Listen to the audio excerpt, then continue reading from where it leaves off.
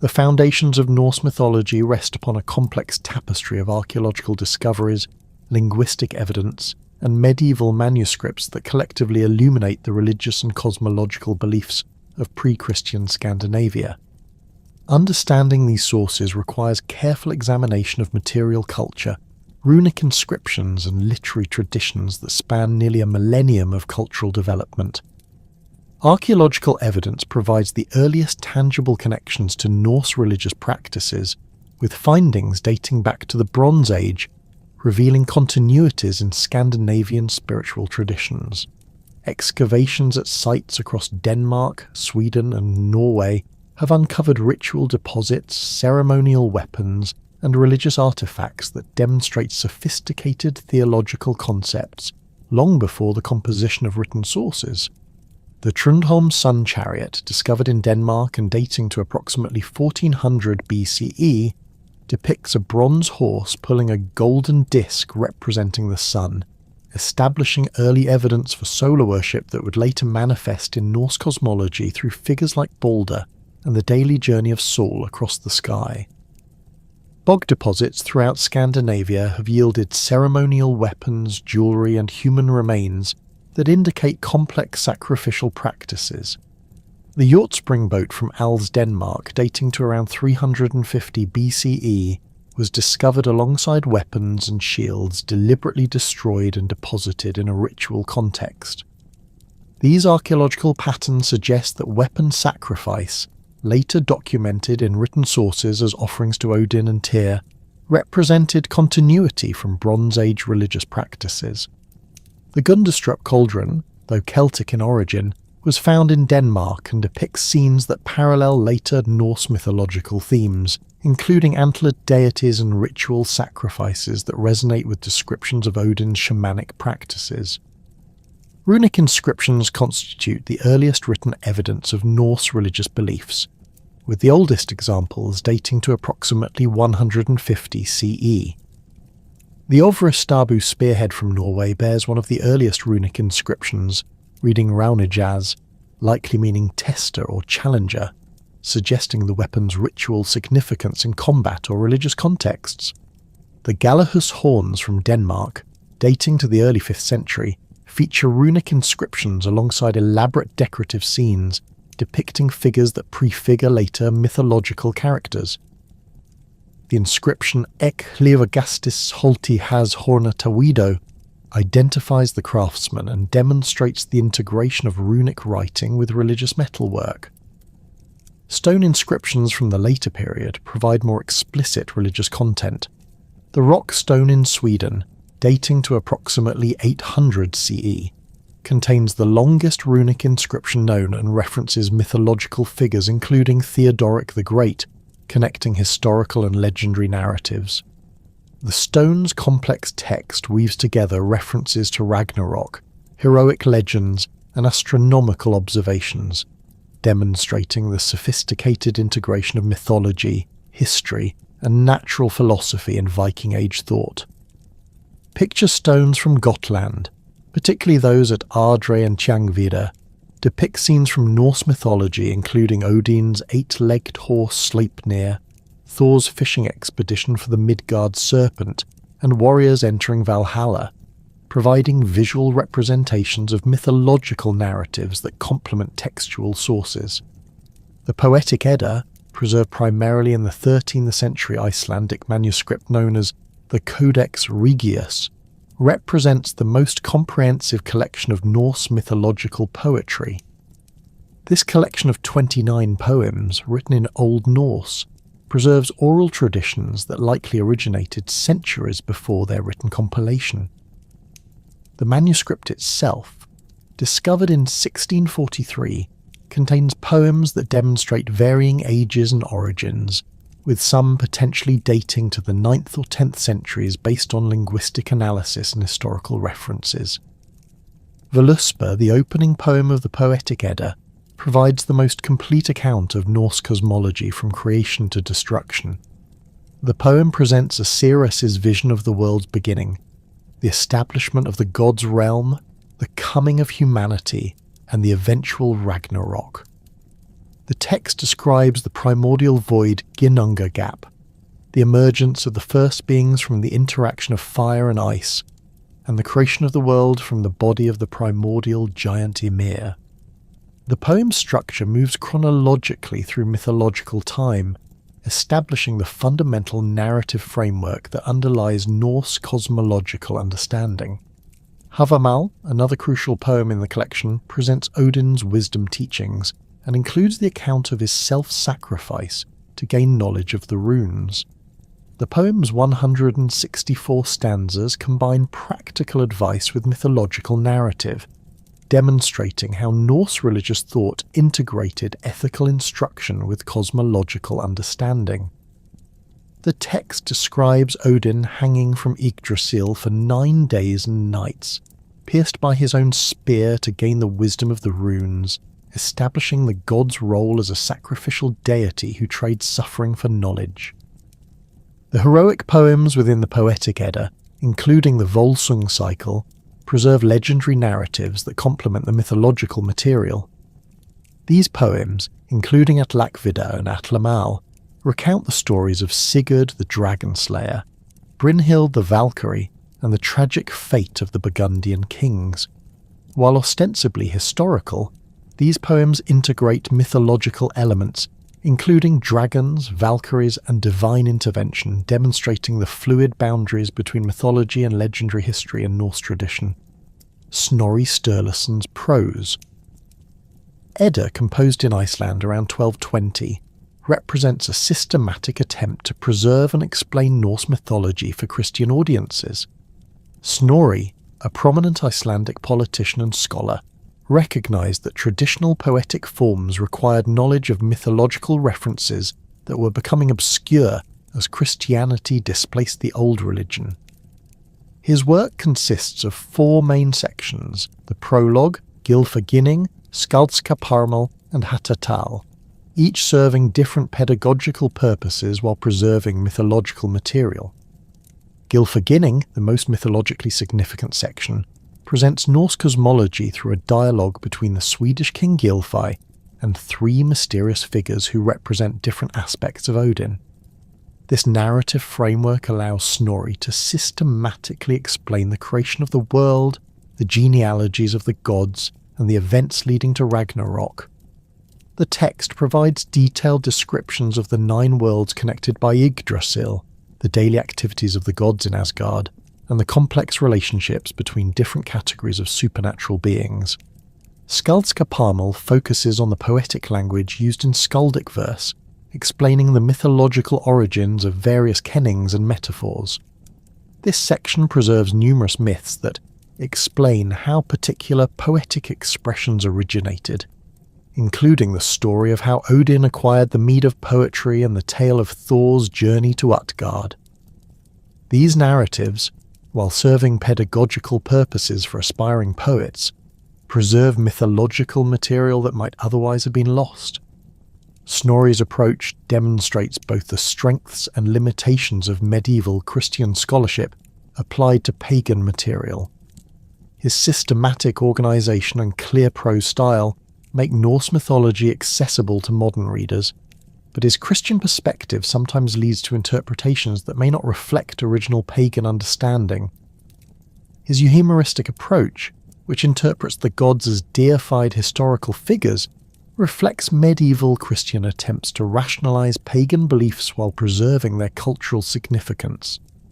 The Heimskringla, Snorri's collection of Norwegian kings' sagas, provides additional insight into Norse religious practices and beliefs through its historical narratives.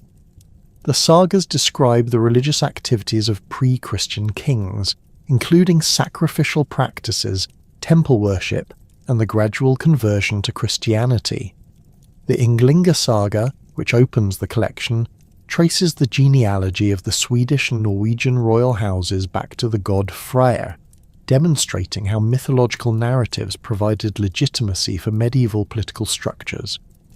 Archaeological evidence from religious sites corroborates and expands upon the textual sources.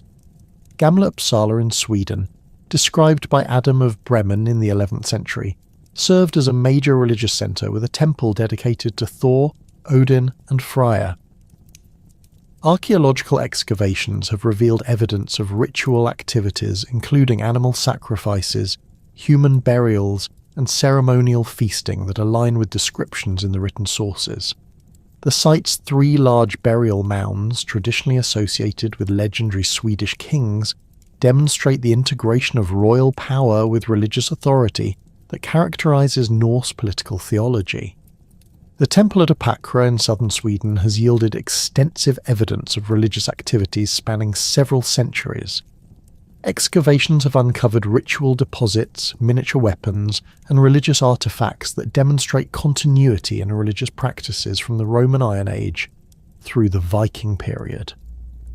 The site's ritual buildings, identified through post-hole patterns and artifact distributions, provide physical evidence for the temple structures described in literary sources.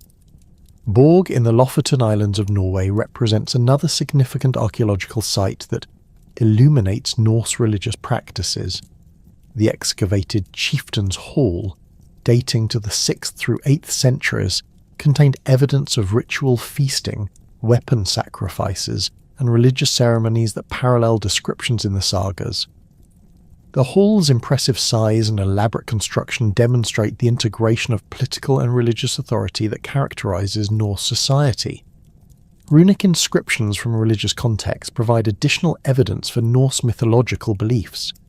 The Kvinnaby amulet from Sweden contains a runic inscription invoking Thor's protection, demonstrating the practical application of mythological knowledge in daily life. The inscription reads, "Thor hallow these runes," establishing the god's role as protector against harmful magic and evil influences. The integration of these diverse sources reveals the complexity and sophistication of Norse mythological thought. Archaeological evidence demonstrates the deep historical roots of religious practices that appear in later literary sources, while runic inscriptions provide contemporary evidence for beliefs that might otherwise seem purely literary.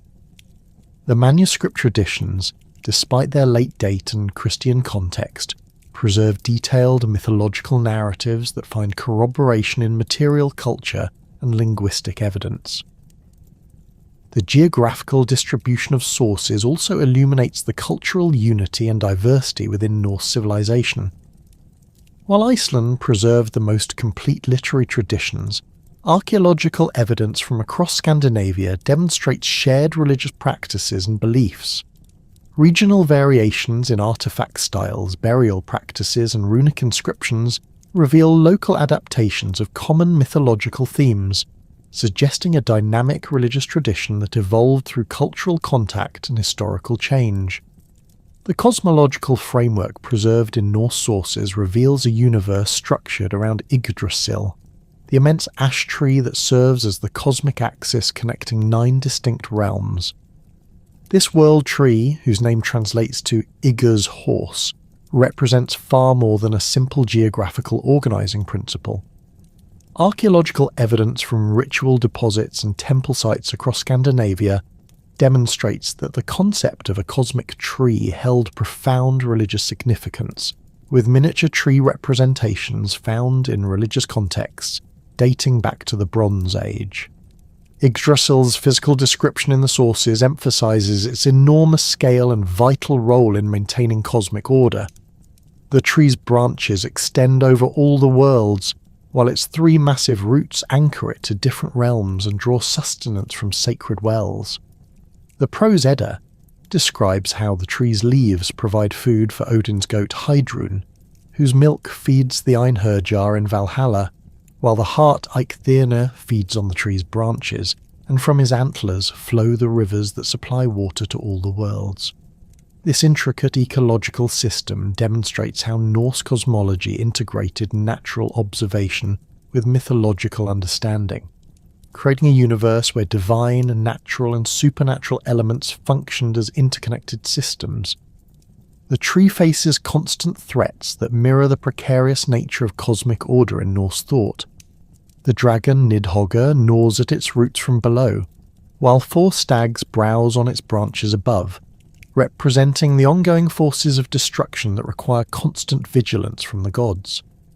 The Norns 3 female figures who control fate daily tend the tree by sprinkling it with water and clay from the well of Erd, demonstrating how even cosmic structures require active maintenance.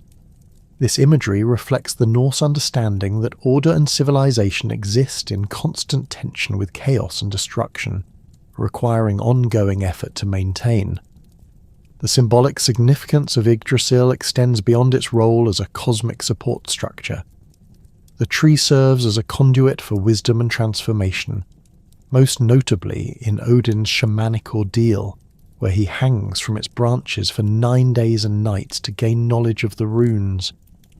This episode establishes the world tree as a liminal space where boundaries between life and death, knowledge and ignorance, divine and mortal dissolve. The tree's association with horses through its name reflects the shamanic tradition of spiritual journeying, where the tree serves as the vehicle for travel between worlds. Asgard, the realm of the Aesir gods, occupies the highest position in the cosmic hierarchy and serves as the primary seat of divine authority. The realm's name, meaning enclosure of the gods, reflects its function as a fortified stronghold from which the gods maintain order throughout the 9 worlds.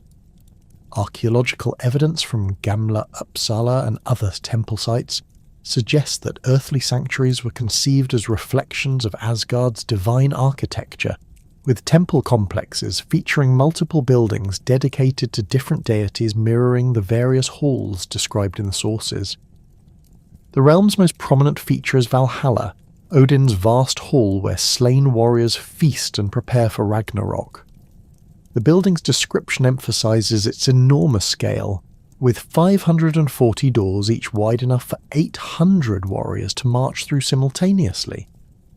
The hall's roof consists of golden shields, while spears serve as rafters, creating an architecture that celebrates martial prowess.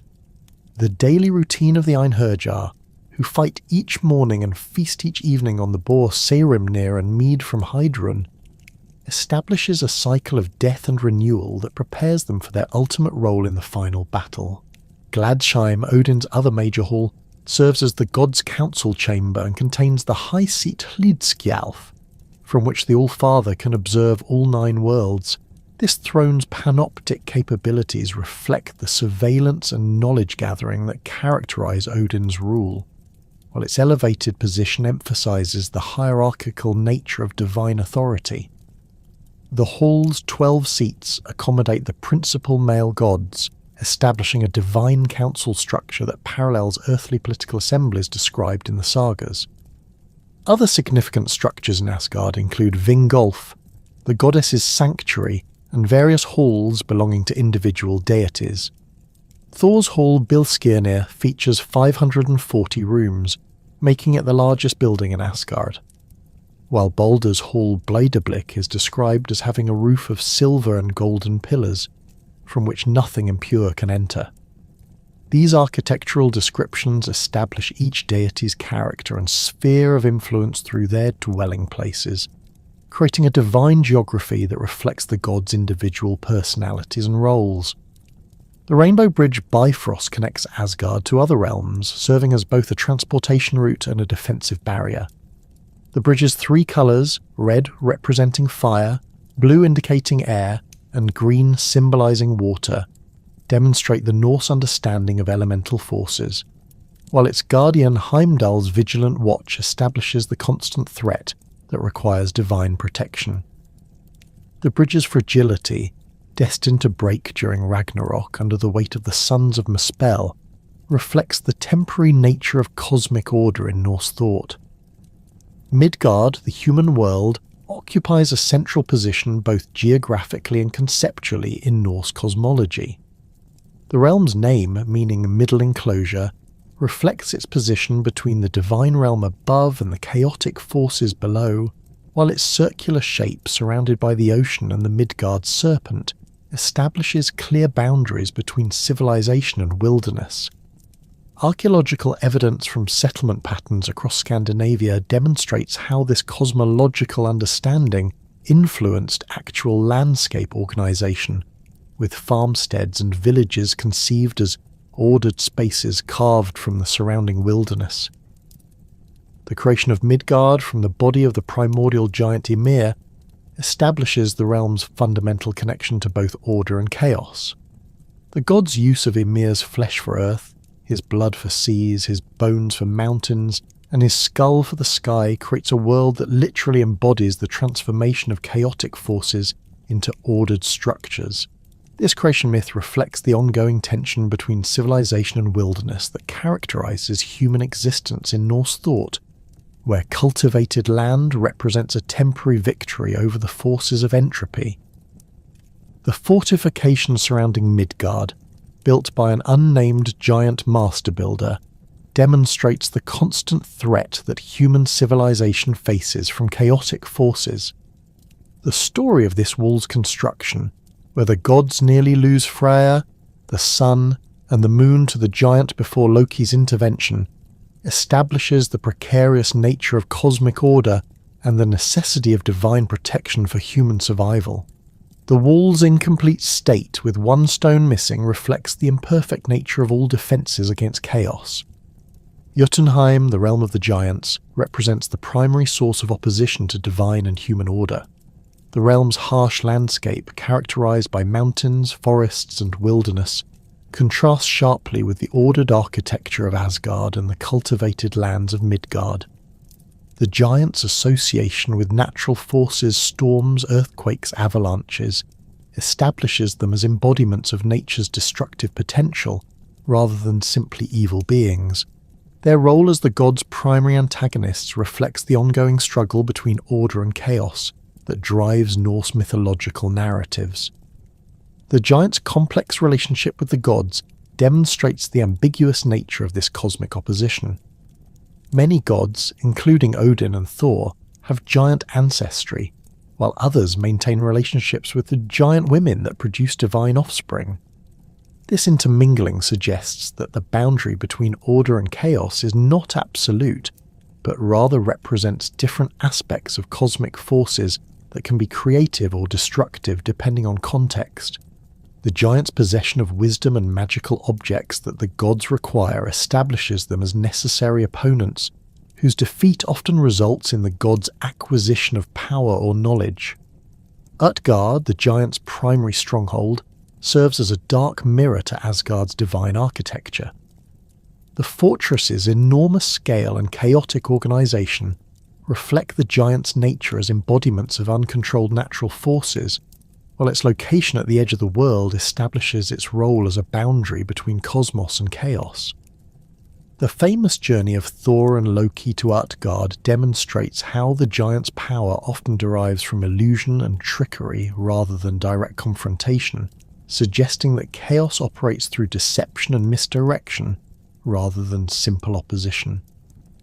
Vanaheim, the realm of the Vanir gods, represents a different aspect of divine authority focused on fertility, prosperity, and wisdom, rather than warfare and order. The Vanir's association with agricultural cycles, sexual fertility, and wealth accumulation establishes them as deities concerned with the productive aspects of existence, rather than its protective or destructive elements. The realm's description as a place of abundance and natural beauty contrasts with Asgard's martial architecture, reflecting different approaches to divine authority. The war between the Aesir and Vanir, which resulted in the exchange of hostages and the integration of Vanir deities into the Aesir pantheon, demonstrates the complex political relationships between different divine groups.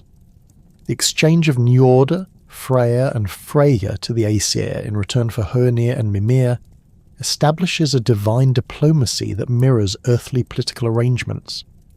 The Vanir's particular expertise in magic and prophecy, especially the practice of Seida, introduces elements of shamanic spirituality that complement the Aesir's more martial approach to divine authority. Alfheim, the realm of the Light Elves, represents the luminous aspects of supernatural beings associated with fertility, beauty, and beneficial magic. The Light Elves' description as beings fairer than the sun establishes their connection to solar symbolism and life-giving forces, while their association with Freyja's rulership links them to the Vanir's fertility functions. Archaeological evidence from Scandinavian burial sites includes small figurines and amulets that may represent these beneficial supernatural beings, suggesting their importance in daily religious practice. The Light Elves' role as intermediaries between gods and humans appears in various contexts throughout the mythological sources. Their ability to influence human affairs through dreams, inspiration, and magical intervention establishes them as accessible supernatural beings who can provide assistance in daily life. The distinction between light elves and dark elves reflects the Norse understanding of supernatural beings as existing along a spectrum from beneficial to harmful, with their moral character determined by their relationship to light, fertility, and life-giving forces. Svartalfheim, also known as Nidavellir, serves as the realm of the Dark Elves or Dwarves, master craftsmen whose underground workshops produce the magical objects that maintain cosmic order. The realm's subterranean location reflects the Dwarves' association with mining, metalworking, and the transformation of raw materials into finished goods. Their creation from the maggots that fed on Ymir's corpse establishes their connection to death and decay, while their subsequent development into skilled artisans demonstrates the transformation of destructive forces into creative ones. The dwarves' production of the gods' most important magical items, Thor's hammer Mjolnir, Odin's spear Gungnir, Freya's ship Skidbladnir, establishes their crucial role in maintaining cosmic order, despite their ambiguous moral status. Their workshops, described as vast underground complexes filled with forges and tools, represent the technological mastery that enables the gods' power. The dwarves' tendency to demand dangerous payments for their work, including the gods' lives or essential body parts, reflects the high cost of maintaining cosmic order. The realm's association with both wisdom and trickery appears in numerous stories where dwarves provide crucial assistance, while simultaneously attempting to deceive or trap their divine customers. This duality reflects the Norse understanding of technology and craftsmanship as potentially beneficial or harmful, depending on their application and the craftsman's intentions. Muspelheim, the realm of fire giants, represents the destructive forces that will ultimately consume the current world order during Ragnarök. The realm's location at the southern edge of the cosmos, blazing with eternal flames, establishes it as the source of the fire that will destroy and renew the world. Surtur, the realm's ruler, wields a flaming sword that will set the world ablaze, representing the inevitable triumph of entropy over order that characterizes Norse eschatology. The fire giants' role as agents of cosmic destruction distinguishes them from the frost giants of Jotunheim, who represent chaotic opposition to order rather than its ultimate termination.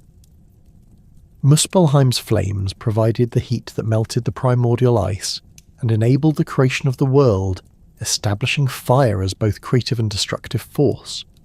The realm's sons, who will ride across Bifrost during Ragnarök, represent the final assault on divine order that cannot be prevented or defeated. Niflheim, the primordial realm of ice and mist, represents the cold, dark forces that existed before creation and will persist after destruction. The realm's association with the spring Hvergelmir, from which all rivers flow, establishes it as the source of the primordial waters that enabled creation. The realm's perpetual cold and darkness contrast with Muspelheim's heat and light, creating the fundamental opposition between ice and fire that drives cosmological processes. The realm's role as the source of the poisonous rivers that flow through the other worlds establishes it as a place of both creation and corruption. The dragon Nidhogger's residence in Niflheim, where it gnaws on the roots of Yggdrasil and feeds on the corpses of Oathbreakers, establishes the realm's association with death and moral corruption. The realm's mists, which obscure vision and confuse travellers, represent the uncertainty and confusion that characterize existence at the boundaries of the ordered cosmos. Helheim, the realm of the dead, occupies a unique position in Norse cosmology as the destination for those who die of sickness, old age, or other causes not deemed heroic. The realm's ruler, Hel, appears as a half-living, half-dead figure whose appearance reflects the ambiguous nature of death in Norse thought. Her hall Eljudnir, with its high walls and barred gates, serves as a prison for the dishonoured dead, while also providing a place of rest for those who lived ordinary lives. The journey to Helheim requires crossing the river Gjoll on the bridge Gjallabru, guarded by the maiden Modgudr, who questions the dead about their identity and deeds. This journey establishes death as a transition requiring preparation and proper conduct rather than simply an ending. The realm's description as a place of neither punishment nor reward, but rather continued existence in a diminished state, reflects the Norse understanding of death as transformation rather than termination. The wells of Urd, Mimir and Hvergelmir serve as crucial sources of wisdom, fate and primordial power that sustain the cosmic order. The Well of Urd, located beneath one of Yggdrasil's roots, serves as the meeting place for the Norns who determine the fate of gods and men. The well's water, described as so pure and holy that all things that enter it become white as swan's down, represents the source of cosmic justice and divine law. The Norns' daily practice of sprinkling the world tree with this water demonstrates the ongoing maintenance required to preserve cosmic order. The Well of Mimir, situated beneath another root of Yggdrasil, contains the waters of wisdom and memory. Odin's sacrifice of his eye to drink from this well establishes the high cost of acquiring ultimate knowledge, while Mimir's severed head, which guards the well and provides counsel to the gods, represents the transformation of death into wisdom. The well's association with memory reflects the Norse understanding of wisdom as the accumulation and proper application of experience rather than abstract knowledge. Hvergelmir, the spring in Niflheim from which all rivers flow, represents the primordial source of all waters and the beginning of cosmic processes. The spring's bubbling, boiling nature reflects the dynamic forces that drive creation and destruction, while its location in the realm of ice and mist establishes it as the point where opposing forces meet and generate new possibilities. The spring's role as the source of both life-giving and poisonous rivers demonstrates the ambiguous nature of primordial forces that can create or destroy, depending on their direction and application. These three wells collectively represent the sources of fate, wisdom, and primordial power that sustain the Norse cosmos. Their locations beneath Yggdrasil's roots establish them as foundational elements of cosmic order, while their different characteristics reflect the various types of knowledge and power required to maintain the world. The gods' dependence on these wells for guidance and sustenance demonstrates the limitations of divine authority and the necessity of drawing on sources beyond immediate control. The divine hierarchy of Norse mythology centers around two distinct pantheons, whose eventual unification shaped the complex theological landscape of pre-Christian Scandinavia. The Aesir and Vanir represent fundamentally different approaches to divine authority, cosmic order, and the relationship between supernatural beings and the natural world. Archaeological evidence from temple sites across Scandinavia demonstrates that these theological distinctions reflected actual cultic practices, with different communities emphasizing either martial prowess and cosmic order, or fertility and natural abundance in their religious observances. The Aesir pantheon, led by Odin the Allfather, dominated the cosmic hierarchy through their association with warfare, wisdom, governance, and the maintenance of cosmic order against chaotic forces. Odin's complex character encompasses multiple aspects of divine authority, from his role as the gatherer of the slain to his function as the seeker of wisdom who sacrifices comfort and safety for knowledge. His physical appearance, typically described as a tall, one-eyed figure wearing a broad-brimmed hat and dark cloak, reflects his role as a wanderer who moves between worlds gathering information and testing mortals. The two ravens, Hugin and Munin, perch on his shoulders, flying across all 9 worlds each day to bring him news, while his 8-legged horse Sleipnir enables him to travel between realms with supernatural speed. Odin's Hall Valhalla, serves as the primary gathering place for the Aesir's military preparations, where the Einherjar train daily for Ragnarök under the supervision of the Valkyries. These warrior maidens, whose name means choosers of the slain, ride across battlefields to select worthy warriors for Odin's army. The Valkyries' dual nature as both beautiful maidens and fierce warriors reflects the Aesir's integration of aesthetic and martial values, while their ability to influence the outcome of battles demonstrates the gods' direct intervention in human affairs.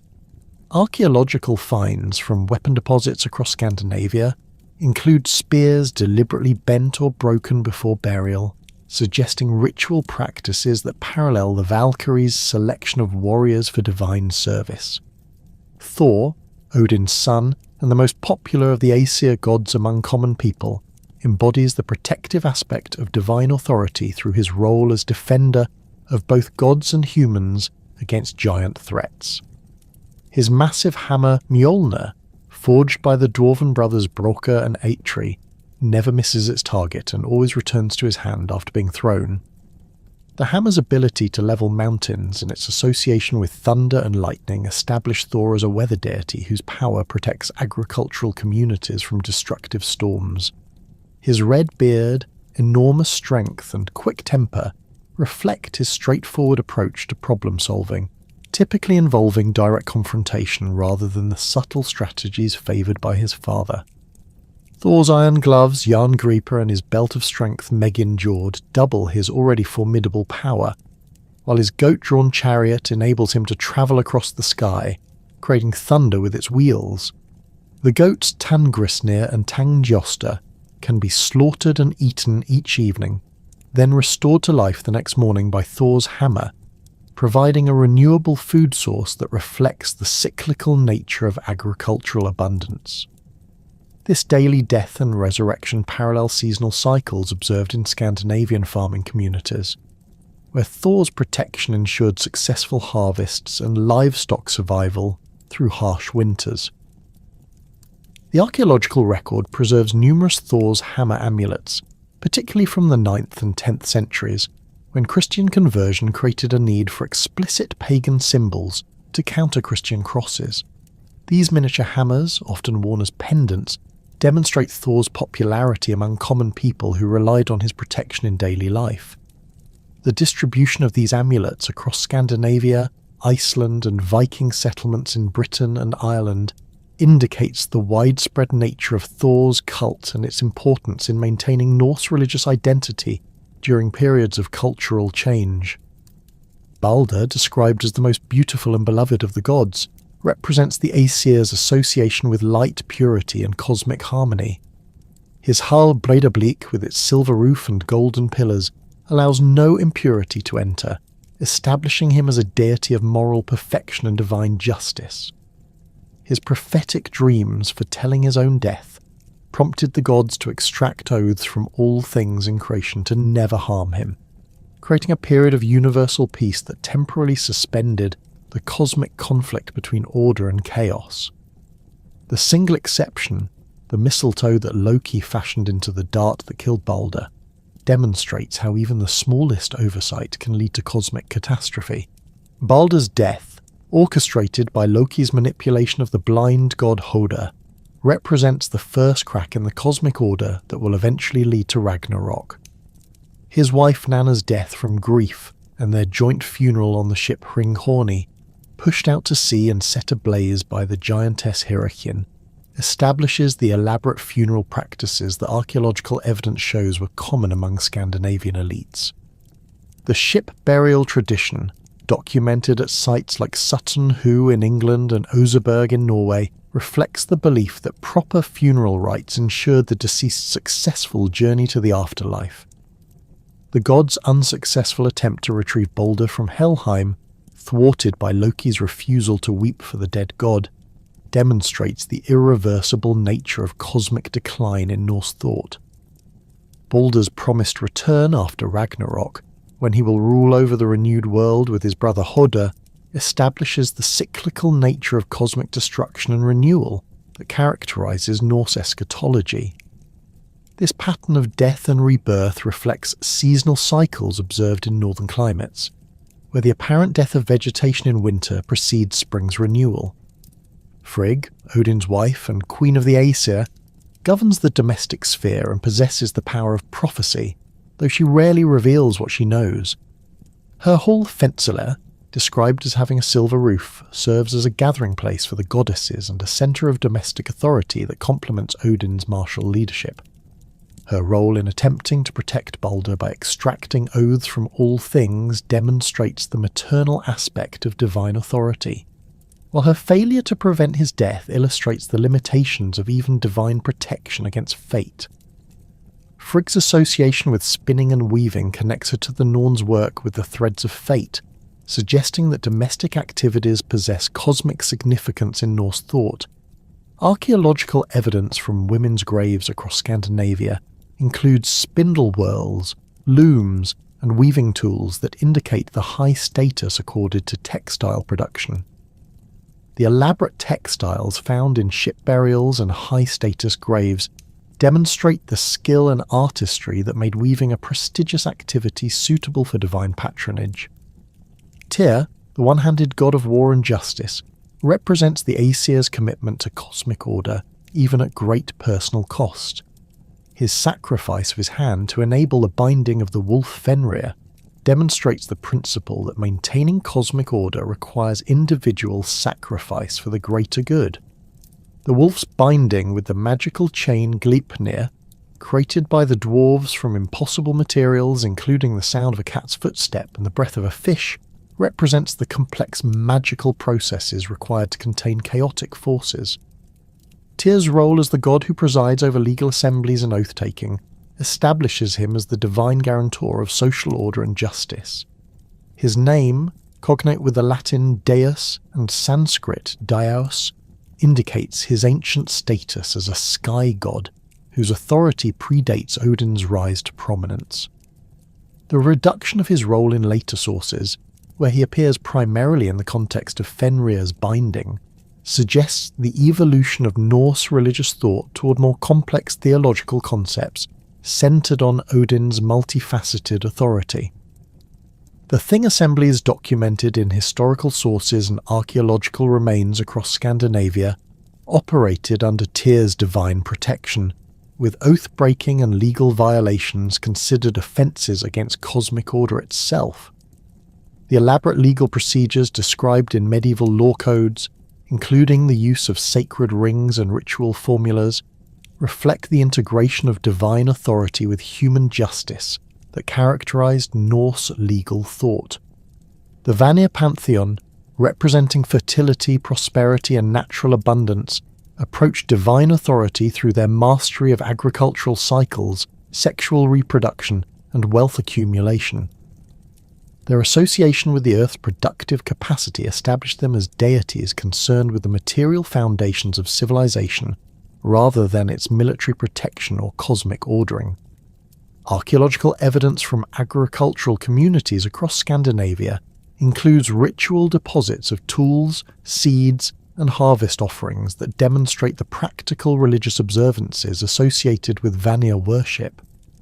Njorda, the principal Vanir deity to join the Aesir through the hostage exchange, governs the sea, wind, and fishing that provided essential resources for Scandinavian communities.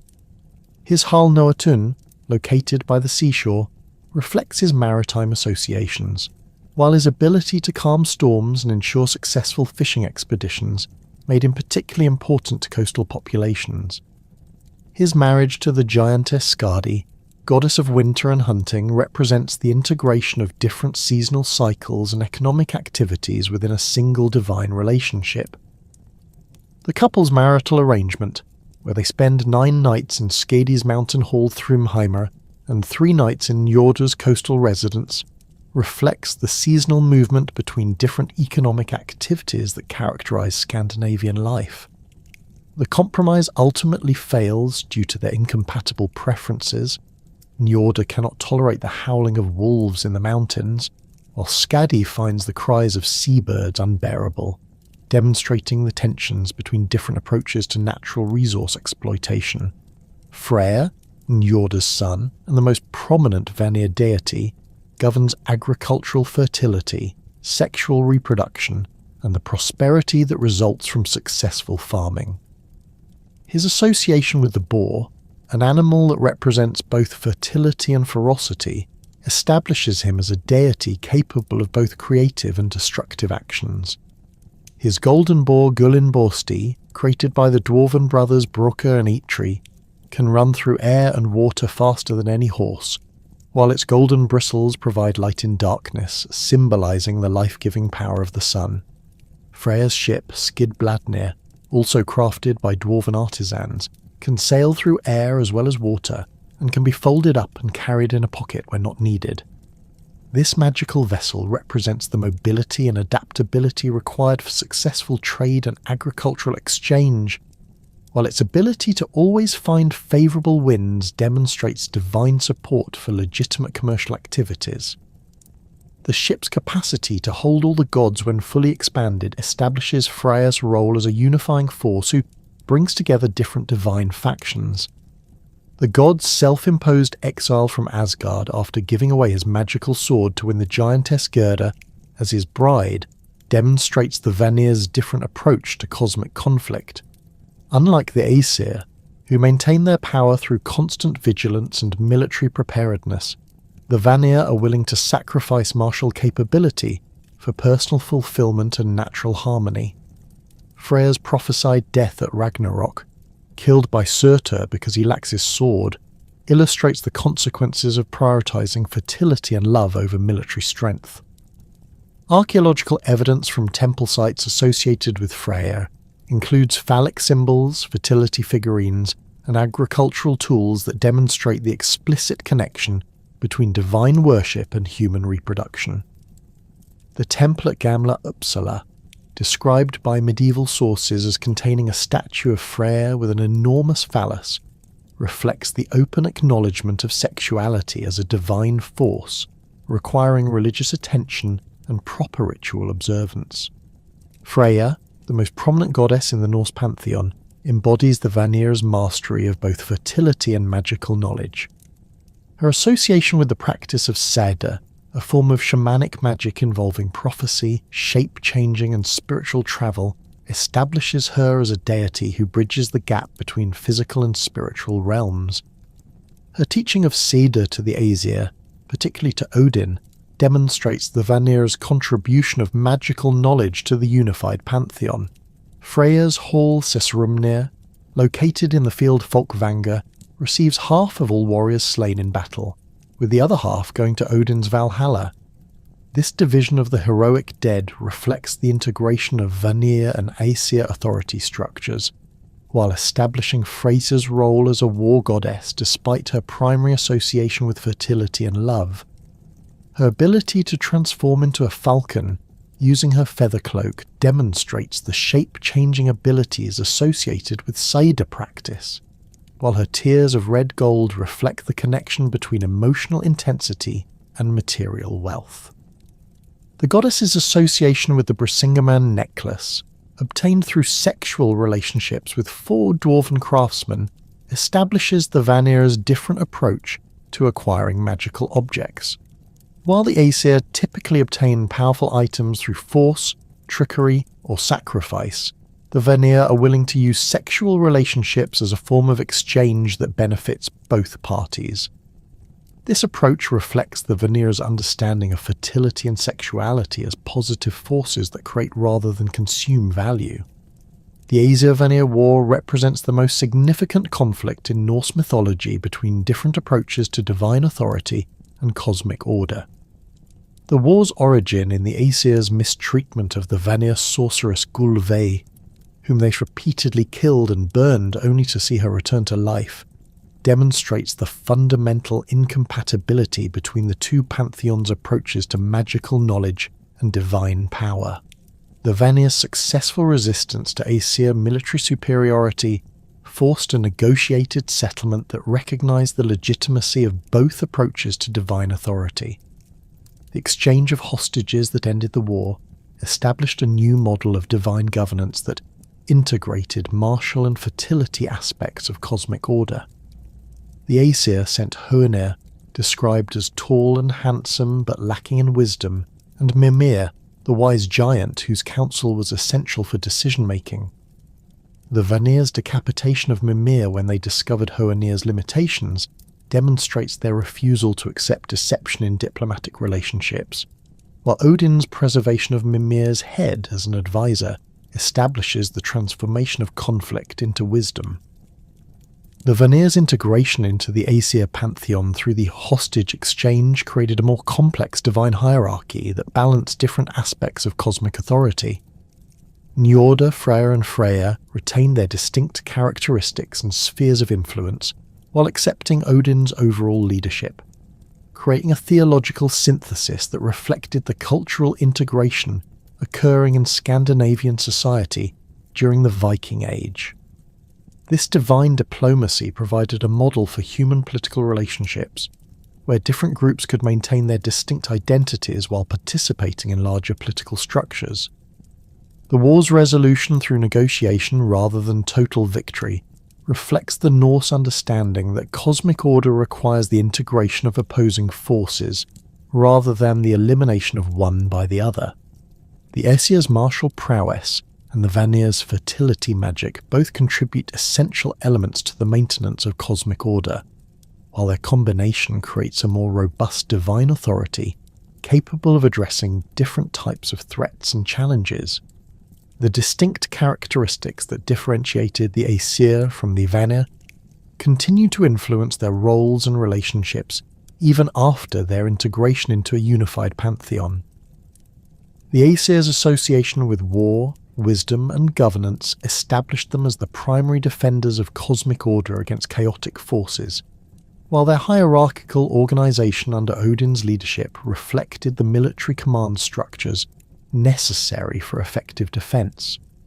Their halls in Asgard, with their martial architecture and emphasis on preparation for battle, demonstrate their ongoing commitment to the military aspects of divine authority. The Vanir's association with fertility, prosperity, and natural abundance established them as the primary sources of the material wealth and biological reproduction that sustain civilization. Their magic, particularly the practice of Seda, provided access to knowledge and power that complemented the Aesir's more direct approaches to problem-solving. Their integration into the Aesir pantheon brought essential capabilities that enhanced the gods' ability to maintain cosmic order through both military and magical means. The theological implications of this integration extended beyond simple political alliance to create a more sophisticated understanding of divine authority that recognized the necessity of both martial and fertility aspects of cosmic order. The Aesir's strength in warfare and governance required the Vanir's expertise in agriculture and magic to create a sustainable civilization, while the Vanir's focus on fertility and prosperity needed the Aesir's protection to flourish in a cosmos threatened by chaotic forces. Among the complex pantheon of Norse deities, Odin stands as the most enigmatic and multifaceted figure, embodying contradictions that reflect the harsh realities of existence in the medieval Scandinavian world. His relentless pursuit of wisdom, achieved through profound personal sacrifice, establishes him as a deity who understands that knowledge and power require payment in suffering and loss. The most famous account of this pursuit occurs at Mimir's well, where the severed head of the wise giant Mimir guards waters that contain all knowledge and memory of past, present and future events. The Well of Mimir, situated beneath one of Yggdrasil's 3 massive roots, represents the ultimate source of cosmic wisdom that even the gods cannot access without significant cost. Mimir's head, preserved by Odin's magical arts after the Vanir decapitated the giant during the hostage exchange, speaks only truth and possesses memory stretching back to the beginning of time. The well's waters, described as clearer than crystal yet containing the accumulated wisdom of all existence, reflect the Norse understanding that true knowledge transcends simple information gathering to encompass deep understanding of cosmic principles and hidden connections. Odin's approach to Mimir demonstrates the calculated nature of his wisdom-seeking. Rather than attempting to steal the water, or trick the guardian, he acknowledges the legitimate price demanded for such knowledge. The sacrifice of his eye, plucked from his own head and cast into the well's depths, represents a permanent physical diminishment that marks him forever as one who has paid the ultimate price for wisdom. This self-mutilation transforms Odin from a complete being into a deliberately damaged one, whose missing eye serves as a constant reminder of the cost of knowledge. The symbolic significance of the eye sacrifice extends beyond simple payment to encompass the transformation of perception itself. The loss of physical sight in one eye paradoxically grants Odin enhanced spiritual vision, enabling him to perceive hidden truths and connections invisible to those who retain their complete physical faculties. This exchange of immediate surface-level perception for deeper, more profound understanding reflects the shamanic tradition of deliberate self-limitation to achieve transcendent knowledge. Archaeological evidence from Scandinavian bog deposits includes numerous examples of deliberately damaged weapons and jewellery thrown into sacred waters, suggesting that the concept of sacrifice to gain divine favour or knowledge held practical religious significance. The Gundestrup cauldron depicts scenes of ritual sacrifice and transformation that parallel Odin's ordeals, while runic inscriptions from across the Viking world invoke his wisdom-seeking as a model for human spiritual development. The second great ordeal that defines Odin's character involves his 9-day hanging from Yggdrasil, wounded by his own spear, without food or water, to gain knowledge of the runes. This shamanic initiation, described in the Havamal, presents Odin as both sacrificer and sacrificed, offering himself to himself in a ritual that transcends normal categories of divine and mortal experience. The world tree serves as both gallows and altar, while the spear wound ensures that this hanging represents genuine suffering rather than a mere symbolic gesture. The 9-day duration of this ordeal carries deep symbolic significance in Norse cosmology, where the number 9 appears repeatedly in descriptions of cosmic structure and divine activity. The 9 worlds connected by Yggdrasil, the 9 nights of ritual required for various magical workings, and the 9 mothers of Heimdall all reflect the sacred nature of this number in Norse thought. Odin's 9-day hanging thus aligns his personal transformation with fundamental cosmic principles, suggesting that his acquisition of runic knowledge represents a form of rebirth that parallels the creation of the world itself. The runes that Odin discovers during this ordeal represent far more than a simple writing system. In Norse understanding, runes embody the fundamental forces and principles that govern reality, with each symbol containing both practical and magical significance. The word rune itself derives from the Old Norse run, meaning secret or mystery, indicating that these symbols provide access to hidden knowledge about the nature of existence. Odin's mastery of the runes grants him the ability to influence fate, communicate across vast distances, and understand the secret connections that bind all things together. The physical description of Odin's hanging emphasizes the genuine nature of his suffering. Pierced by Gungnir, his own spear that never misses its target, he experiences the agony of a mortal wound while maintaining the divine consciousness necessary to perceive and understand the runes as they reveal themselves. The lack of food or water during this period represents the complete abandonment of physical comfort and security that characterizes true shamanic initiation. His position, suspended between earth and sky, places him in the liminal space where transformation becomes possible. The moment of revelation, when Odin finally perceives the runes and grasps their meaning, represents the culmination of his deliberate self-torture. The rune's appearance to him in his extremity suggests that such knowledge becomes accessible only to those who have abandoned all attachment to physical well-being and social position. His ability to take up the runes, described as screaming as he grasps them, indicates that even the acquisition of this knowledge involves additional suffering and effort. The practical applications of Odin's runic knowledge extend throughout Norse mythology, where he employs these symbols to bind enemies, communicate with the dead, and influence the course of events across all 9 worlds. His use of runes to revive the dead Volva in Voluspa demonstrates their power over life and death, while his employment of binding runes to constrain hostile forces shows their practical military applications. The runes' appearance on weapons, amulets, and memorial stones throughout the archaeological record indicates that Odin's shamanic acquisition of this knowledge provided a model for human magical practice. Odin's role as Psychopomp, the divine guide who escorts souls between worlds, establishes him as the primary mediator between life and death in Norse cosmology. This function extends far beyond simple transportation to encompass the selection, preparation, and organization of the dead for their roles in the cosmic order.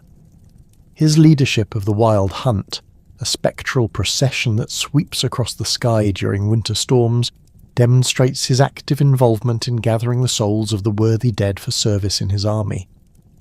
The Wild Hunt's composition reflects Odin's authority over different categories of supernatural beings and deceased mortals.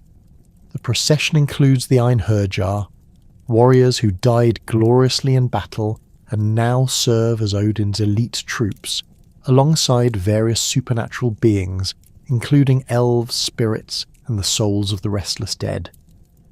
The hunt's appearance during violent weather, particularly winter storms, connects Odin's death-gathering activities, the natural forces that bring destruction and renewal to the world. The hunt's physical manifestation varies according to local traditions, but consistently features Odin as the mounted leader riding Sleipnir, his 8-legged horse capable of travelling between worlds. The sound of the hunt's passage, described as the howling of wind and the thunder of hoofbeats, strikes terror into mortals who hear it, while those who witness the procession directly risk being swept up and carried away to join the eternal ride. This recruitment method reflects Odin's opportunistic approach to building his army, where he claims suitable souls regardless of their original intentions or destinations. The Einherjar, literally those who fight alone, represent the elite warriors chosen by Odin's Valkyries from among the battle dead. These selected warriors undergo transformation from mortal fighters into divine soldiers whose daily routine prepares them for the ultimate battle at Ragnarök. Their existence in Valhalla involves constant training through combat that results in daily death and resurrection, creating warriors who have overcome the fear of death through repeated experience of dying and returning to life. The selection criteria for Einherjar status reflect Odin's strategic thinking about the requirements for fighting in the final battle. The Valkyries choose warriors based not only on their combat skill, but also on their courage, loyalty, and ability to function effectively in supernatural combat situations. The selected dead must demonstrate willingness to sacrifice themselves for the greater good, tactical intelligence under pressure, and the psychological resilience necessary to face cosmic-level threats without breaking. The daily routine of the Einherjar in Valhalla combines martial training with feasting that reinforces their bonds of loyalty and shared purpose. Each morning they arm themselves and fight in the courtyard until all are killed, then rise again to feast on the flesh of the boar Sehrimnir, who is slaughtered and cooked each day only to return to life each evening. This cycle of death, resurrection, and celebration creates warriors who understand that death in battle represents transition rather than termination, while the shared meals build the social cohesion necessary for effective military cooperation. The mead served at these feasts, flowing from the udders of the goat Heidrun, who feeds on Yggdrasil's leaves, provides more than simple refreshment. This divine beverage grants the Einherjar enhanced strength, courage, and tactical insight while reinforcing their supernatural nature as beings who exist beyond normal mortal limitations. The unlimited supply of mead ensures that the warriors can maintain their enhanced capabilities indefinitely, while the ritual of shared drinking creates bonds of loyalty that transcend individual self-interest. Odin's relationship with his ravens Hugin and Munin represents one of the most distinctive aspects of his character as the god who gathers information from across all 9 worlds. These ravens, whose names mean thought and memory, serve as extensions of Odin's consciousness, flying each day across the entire cosmos to observe events and return with detailed reports. Their daily flights begin at dawn and conclude at evening, when they perch on Odin's shoulders to whisper their observations directly into his ears. The raven's supernatural capabilities exceed those of normal birds, enabling them to travel between worlds, understand all languages, and perceive hidden truths invisible to other observers. Their ability to witness events across vast distances simultaneously suggests that they exist partially outside normal spatial limitations, while their perfect recall ensures that no significant information escapes Odin's attention. This comprehensive surveillance network provides the Allfather with the intelligence necessary to anticipate threats and opportunities across the entire cosmos. The symbolic significance of ravens in Norse culture extends beyond their role as Odin's messengers to encompass their association with battlefields and death. Ravens and crows naturally gather at sites of carnage to feed on the dead, making them obvious symbols of war's aftermath and the transition between life and death. Their intelligence and adaptability, demonstrated through their ability to use tools and solve complex problems, establishes them as appropriate companions for a god whose primary characteristics include cunning and strategic thinking. Archaeological evidence from across Scandinavia includes numerous depictions of ravens in contexts that suggest their religious significance. The Vendel period helmets from Sweden feature bronze plates showing warriors accompanied by ravens, while the Sutton Hoo helmet from England displays similar imagery. These artistic representations indicate that the association between ravens and divine authority extended beyond purely mythological contexts to influence actual military and religious practices. Sleipnir, Odin's 8-legged horse, represents the ultimate expression of supernatural mobility and the ability to transcend normal limitations of space and time. Born from Loki's shape-shifting encounter with the stallion Svadilfari, Sleipnir possesses capabilities that enable Odin to travel between worlds with unmatched speed and to carry riders into realms normally inaccessible to living beings. His 8 legs, rather than simply doubling normal equine speed, grant him the ability to move through different dimensions of existence simultaneously. The horse's grey colour and supernatural origin establish him as a liminal being who exists between categories of natural and supernatural, living and dead, mortal and divine. His ability to carry riders into Helheim, demonstrated during Hermodra's journey to attempt Baldur's rescue, shows that Sleipnir can traverse boundaries that normally separate the living from the dead. This capability makes him an essential tool for Odin's role as psychopomp and his function as the god who gathers wisdom from all possible sources. The practical applications of Sleipnir's abilities extend throughout Norse mythology, where he enables Odin to appear suddenly at crucial moments, escape from dangerous situations, and maintain his network of contacts across all 9 worlds. His capacity to run through air, over water, and across the Rainbow Bridge. Bifrost demonstrates the complete freedom of movement that characterizes divine authority in Norse thought. The horse's loyalty to Odin, never wavering despite the dangerous nature of their journeys, reflects the absolute trust required between a god and his primary means of transportation. The symbolic significance of Sleipnir's 8 legs has generated extensive scholarly discussion, with interpretations ranging from doubled normal speed to representation of the legs of pallbearers carrying the dead. The most compelling interpretation connects the 8 legs to shamanic traditions of spiritual travel, where the shaman's horse represents the vehicle for journeying between different levels of reality.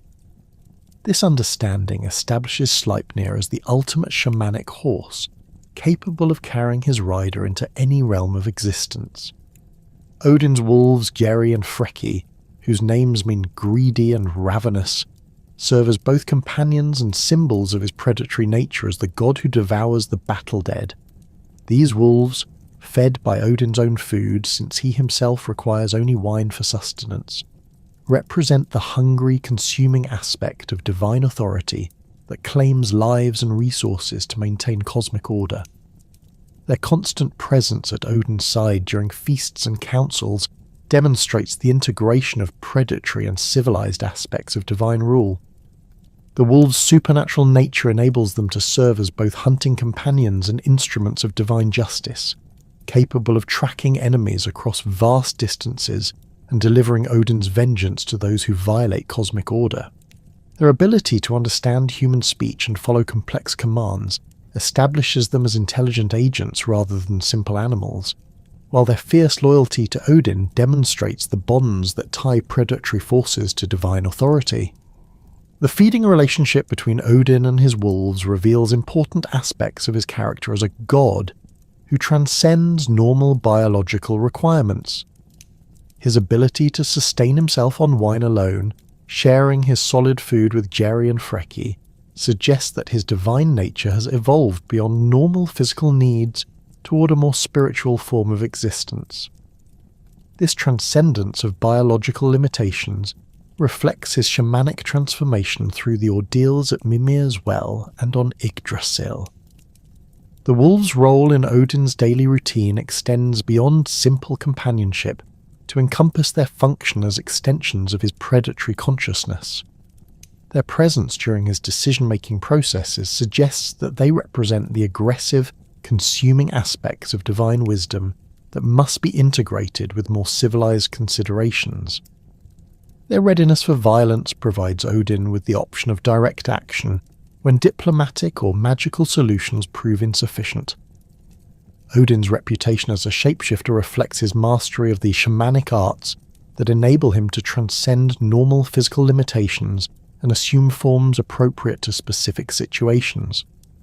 His ability to transform into various animals, including ravens, wolves, serpents, and horses, demonstrates the fluid relationship between identity and form that characterizes advanced magical practice. These transformations serve practical purposes, enabling him to gather information, escape danger, and influence events while maintaining anonymity. The god's wandering nature, manifested through his frequent journeys across all 9 worlds in various disguises, establishes him as a deity who refuses to remain confined to the comfortable isolation of Asgard. His appearances among mortals, typically as a tall, one-eyed figure wearing a broad-brimmed hat and dark cloak, serve multiple purposes including testing human character, gathering intelligence, and recruiting worthy individuals for divine service. These journeys demonstrate his commitment to direct involvement in the affairs of all worlds, rather than distant, aloof governance. The various names and identities that Odin assumes during his wanderings reflect different aspects of his character and the specific purposes of particular journeys. As Grimnir, the Masked One, he appears as a mysterious figure who tests the hospitality and wisdom of mortals through riddling contests and challenges. As Gangleri, the Way-Weary, he presents himself as a travelling seeker of knowledge who asks probing questions about cosmic mysteries. These multiple identities enable him to approach different situations with appropriate personas while maintaining his essential character. Odin's reputation as an oathbreaker represents perhaps the most controversial aspect of his character, reflecting the complex relationship between divine authority and conventional morality in Norse thought. His willingness to violate sworn agreements when cosmic necessity demands it demonstrates the principle that maintaining universal order sometimes requires actions that violate particular moral codes. This pragmatic approach to oath-keeping reflects the harsh realities of leadership in a world where absolute adherence to agreements can lead to cosmic catastrophe. The most famous example of Odin's oath-breaking involves his treatment of the giant master builder who constructed Asgard's wall. The god's agreement to pay the builder with Freyja, the sun, and the moon, if he completed the work within a single winter, represented a bargain that would have catastrophically weakened divine authority. Odin's decision to enable Loki's interference with the work, preventing its completion and avoiding payment, demonstrates his willingness to use deception and trickery to protect cosmic order. This pattern of oath-breaking for the greater good appears throughout Norse mythology, where Odin consistently prioritizes cosmic stability over personal honor or conventional morality. His manipulation of heroes through false promises, his abandonment of loyal followers when their usefulness ends, and his willingness to sacrifice individuals for strategic advantage all reflect the ruthless pragmatism that characterizes effective leadership in a cosmos under constant threat. The paradoxical nature of Odin's wisdom and cunning reflects the complex relationship between knowledge and morality in Norse thought. His possession of ultimate wisdom, gained through profound sacrifice and suffering, does not translate into conventional moral behavior, but rather into a transcendent understanding of cosmic necessity that operates beyond normal ethical categories. This wisdom enables him to perceive the hidden connections and long-term consequences that escape ordinary understanding, while his cunning provides the practical skills necessary to act on this knowledge. The integration of wisdom and cunning in Odin's character creates a deity who embodies both the highest aspirations of divine knowledge and the practical necessities of effective leadership. His ability to perceive ultimate truths through his sacrifice at Mimir's well and his mastery of the runes provides him with unparalleled understanding of cosmic principles, while his skill in deception, manipulation, and strategic thinking enables him to apply this knowledge effectively in practical situations. Thor's massive frame dominated the divine hierarchy not through political maneuvering or mystical knowledge, but through sheer physical prowess and an unwavering commitment to protecting both gods and mortals from the constant threat of giant incursions. Standing head and shoulders above most gods, his red beard crackling with static electricity and his hands capable of crushing boulders, Thor represented the most direct and comprehensible form of divine protection available to Scandinavian communities. His straightforward approach to problem-solving, typically involving the application of overwhelming force to hostile entities, made him the most accessible deity in the Norse pantheon for common people who faced daily struggles against natural disasters, crop failures, and violent raids. The god's primary weapon, Mjolnir, represented the pinnacle of dwarven craftsmanship and magical engineering. Forged by the brothers Brokkr and Eitri in their underground workshop, the hammer emerged from their competition with Loki's commissioned craftsman as the most powerful weapon in existence. The hammer's distinctive short handle, resulting from Loki's interference during its creation, when he transformed into a fly and stung Brokk's eye, paradoxically enhanced its effectiveness by enabling Thor to wield it with devastating speed and accuracy. The weapon's iron head, inscribed with protective runes and blessed by the gods themselves, could level mountains with a single blow and create thunderclaps that echoed across all 9 worlds. Mjolnir's supernatural properties extended far beyond simple destructive capability to encompass its role as a tool of consecration and blessing. The hammer's ability to sanctify marriages, bless newborn children, and consecrate important oaths made it an essential instrument of divine authority in maintaining social order. Archaeological evidence from across Scandinavia includes numerous miniature hammer amulets, particularly from the 9th and 10th centuries, when Christian conversion pressures made explicit pagan symbols increasingly important for maintaining religious identity.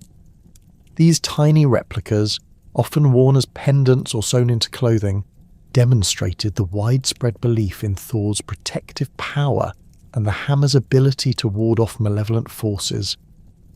The hammer's most remarkable characteristic involved its unerring accuracy and inevitable return to Thor's hand after being thrown. This supernatural homing ability enabled the god to engage multiple enemies simultaneously, hurling Mjolnir at distant targets while continuing to fight with his bare hands, secure in the knowledge that his primary weapon would return when needed. The hammer's flight path, described as creating lightning bolts that illuminated the sky and thunder that shook the earth, provided visual and auditory confirmation of Thor's intervention in mortal affairs.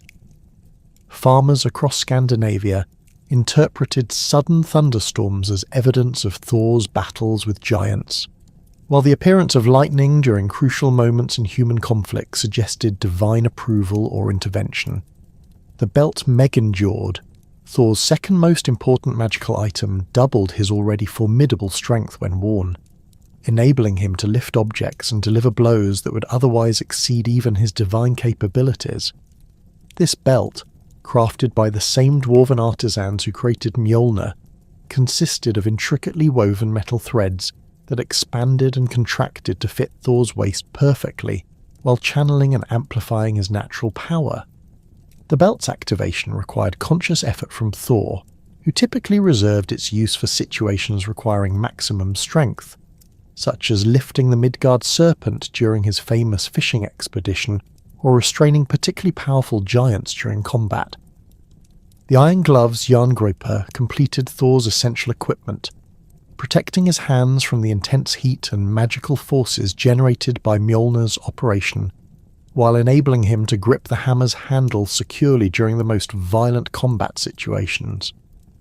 These gloves, forged from the same celestial iron used in Mjolnir's construction, bore protective runes that prevented hostile magic from interfering with Thor's weapon handling. The gloves' supernatural durability ensured that they could withstand the tremendous forces generated when Thor caught Mjolnir after its return flight, while their enhanced grip prevented the hammer from being knocked from his hands during combat. Thor's chariot, drawn by the goats Tangrisnir and Tangengjoster, provided him with rapid transportation across the sky, while creating the thunder that announced his presence to both enemies and allies. These supernatural goats, whose names meant teeth-bearer and teeth-grinder, possessed the remarkable ability to be slaughtered and eaten each evening, then restored to life the following morning when Thor touched their remains with Mjolnir. This daily cycle of death and resurrection provided Thor with a renewable food source during long journeys, while demonstrating the hammer's life-giving properties that complemented its destructive capabilities. The chariot's wheels, reinforced with iron rims and fitted with supernatural axles that never broke or wore out, created the rolling thunder that accompanied Thor's passage across the heavens. The vehicle's construction, featuring a platform large enough to accommodate Thor's massive frame and strong enough to withstand the stresses of high-speed aerial travel, reflected dwarven engineering adapted to divine requirements.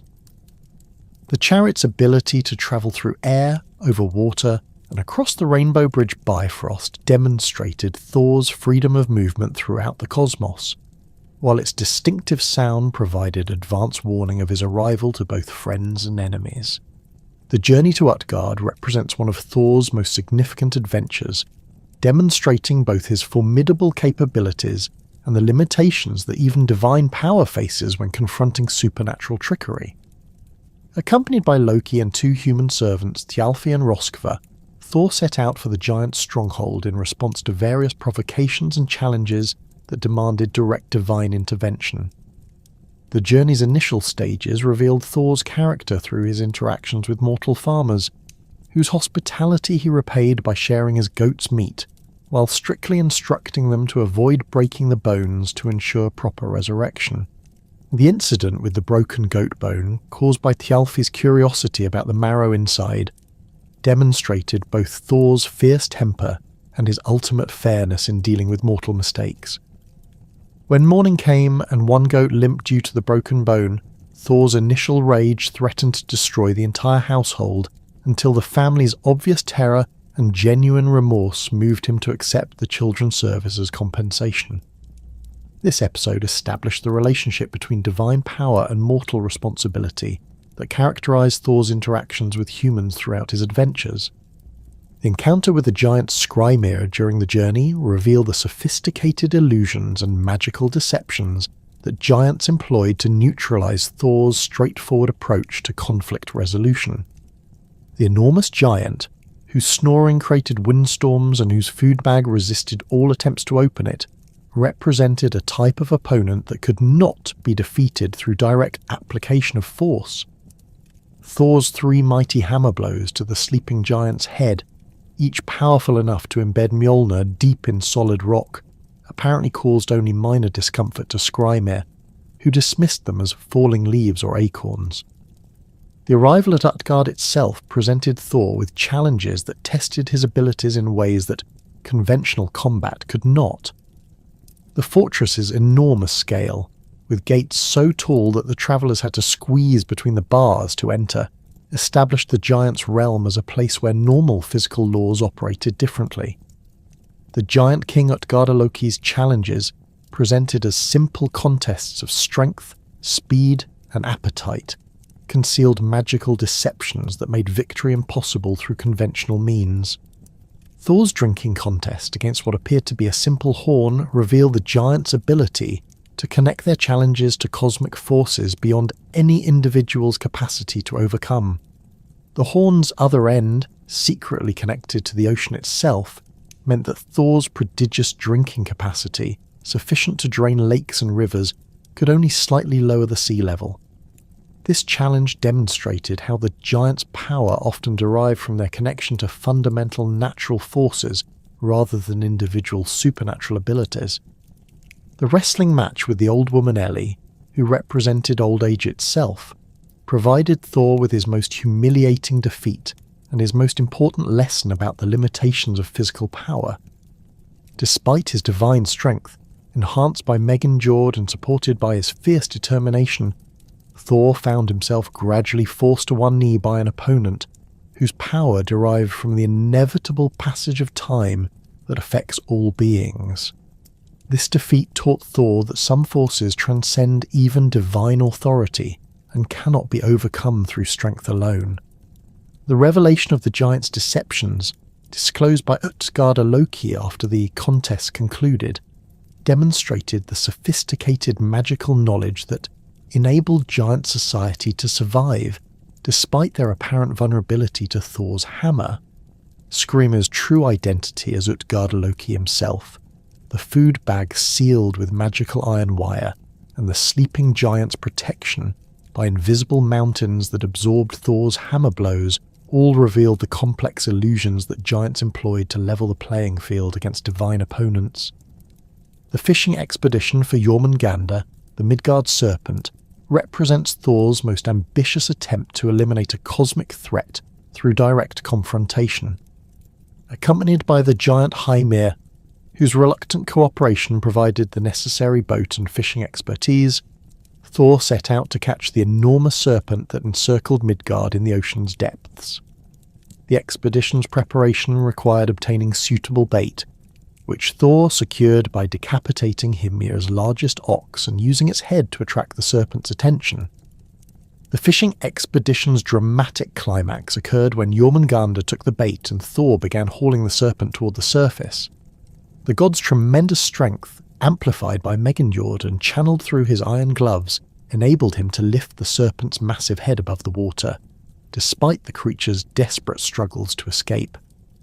The serpent's emergence from the ocean's depths created whirlpools and tidal waves that threatened to capsize the boat, while its venomous breath created poisonous clouds that forced Thor to hold his breath during the struggle. The confrontation's most dramatic moment came when Thor raised Mjolnir to deliver the killing blow that would eliminate the serpent threat permanently. The hammer's arc through the air created lightning that illuminated the entire scene, while the thunder of its passage announced to all 9 worlds that a cosmic battle was reaching its climax. However, Hymir's terror at the sight of the serpent's massive head and Thor's obvious intention to kill it led the giant to cut the fishing line, allowing Jormungandr to sink back into the ocean's depths. Thor's fury at this interference manifested in his immediate decision to kill Hymir, whose cowardice had prevented the elimination of a major threat to cosmic order. The god's hammer blow, delivered with all his strength and enhanced by his magical belt, sent the giant's body flying across the ocean to crash into distant mountains.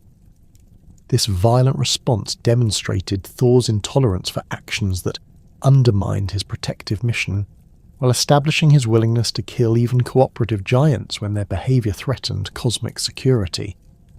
The serpent's escape ensured that this cosmic threat would persist until Ragnarök, when Thor and Jormungandr would meet in their final, mutually destructive battle.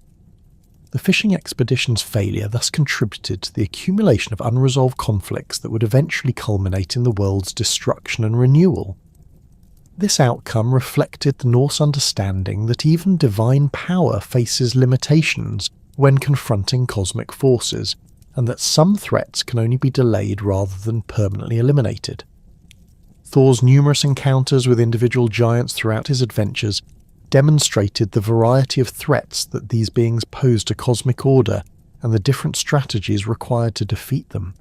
His battle with the giant Hrungnir, armed with a whetstone shield and spear, showcased Thor's ability to adapt his fighting style to opponents who possessed weapons and armour capable of withstanding Mjolnir's impact. The duel's outcome, with Thor's hammer shattering Hrungnir's whetstone weapon and killing the giant while leaving fragments embedded in Thor's own head, illustrated the mutual destruction that characterised many conflicts between gods and giants. The encounter with the giant Geirrodr and his daughters presented Thor with a more complex challenge, involving magical traps and supernatural hazards rather than direct combat. The giant's invitation to visit his hall without bringing weapons represented an obvious trap that Thor accepted to demonstrate his courage and capability. The journey to Geirrodr's stronghold, complicated by the giant's daughter's attempts to crush Thor by raising the roof of their father's hall, required the god to use his strength and quick thinking to survive magical attacks that complemented physical threats.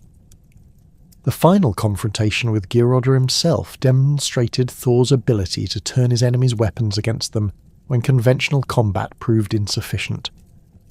The giant's attempt to kill Thor by hurling a red-hot iron bolt at him backfired when Thor caught the projectile with his iron gloves and hurled it back with such force that it pierced both Geirrodr and the iron pillar behind him. This victory established Thor's reputation for resourcefulness and adaptability that complemented his more famous strength and courage. The god's popularity among common people across Scandinavia reflected his role as the most accessible and comprehensible deity in the Norse pantheon. Unlike Odin, whose complex motivations and shamanic practices remained largely mysterious to ordinary mortals, Thor's straightforward commitment to protecting civilization from chaotic forces made him an ideal patron for farmers, craftsmen, and other working people. His association with thunder and lightning, natural phenomena that directly affected agricultural success and daily life, established him as a deity whose influence could be observed and interpreted through weather patterns. The widespread use of Thor's name in Scandinavian place names demonstrates the geographical extent of his worship and the integration of his cult into local religious practices. Locations such as Thorshavn in the Faroe Islands, Torshälla in Sweden, and numerous Thorsby settlements across Norway and Iceland indicate communities that place themselves under Thor's protection. These place names often incorporated references to his hammer, his goats, or his role as thunder god, suggesting that different aspects of his character held particular significance for specific communities. Personal names incorporating Thor's name, such as Thorstein, Thorbjorn, and Thora, appear frequently in medieval Scandinavian sources and continue to influence modern naming practices.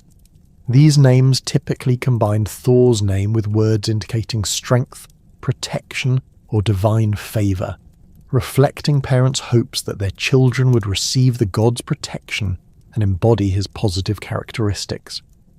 The persistence of these names through the Christian conversion period and into modern times demonstrates the enduring appeal of Thor's protective symbolism.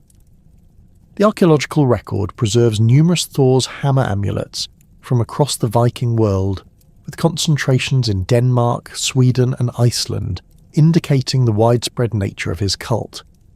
These miniature hammers, typically measuring between 1 and 3 centimetres in length, were crafted from silver, bronze or iron, and often featured intricate decorative patterns that enhanced their protective properties. The amulet's distribution pattern, with higher concentrations in areas experiencing Christian conversion pressures, suggests their use as explicit symbols of pagan religious identity during periods of cultural transition. The hammer amulet's design variations reflect regional differences in artistic traditions and religious emphasis.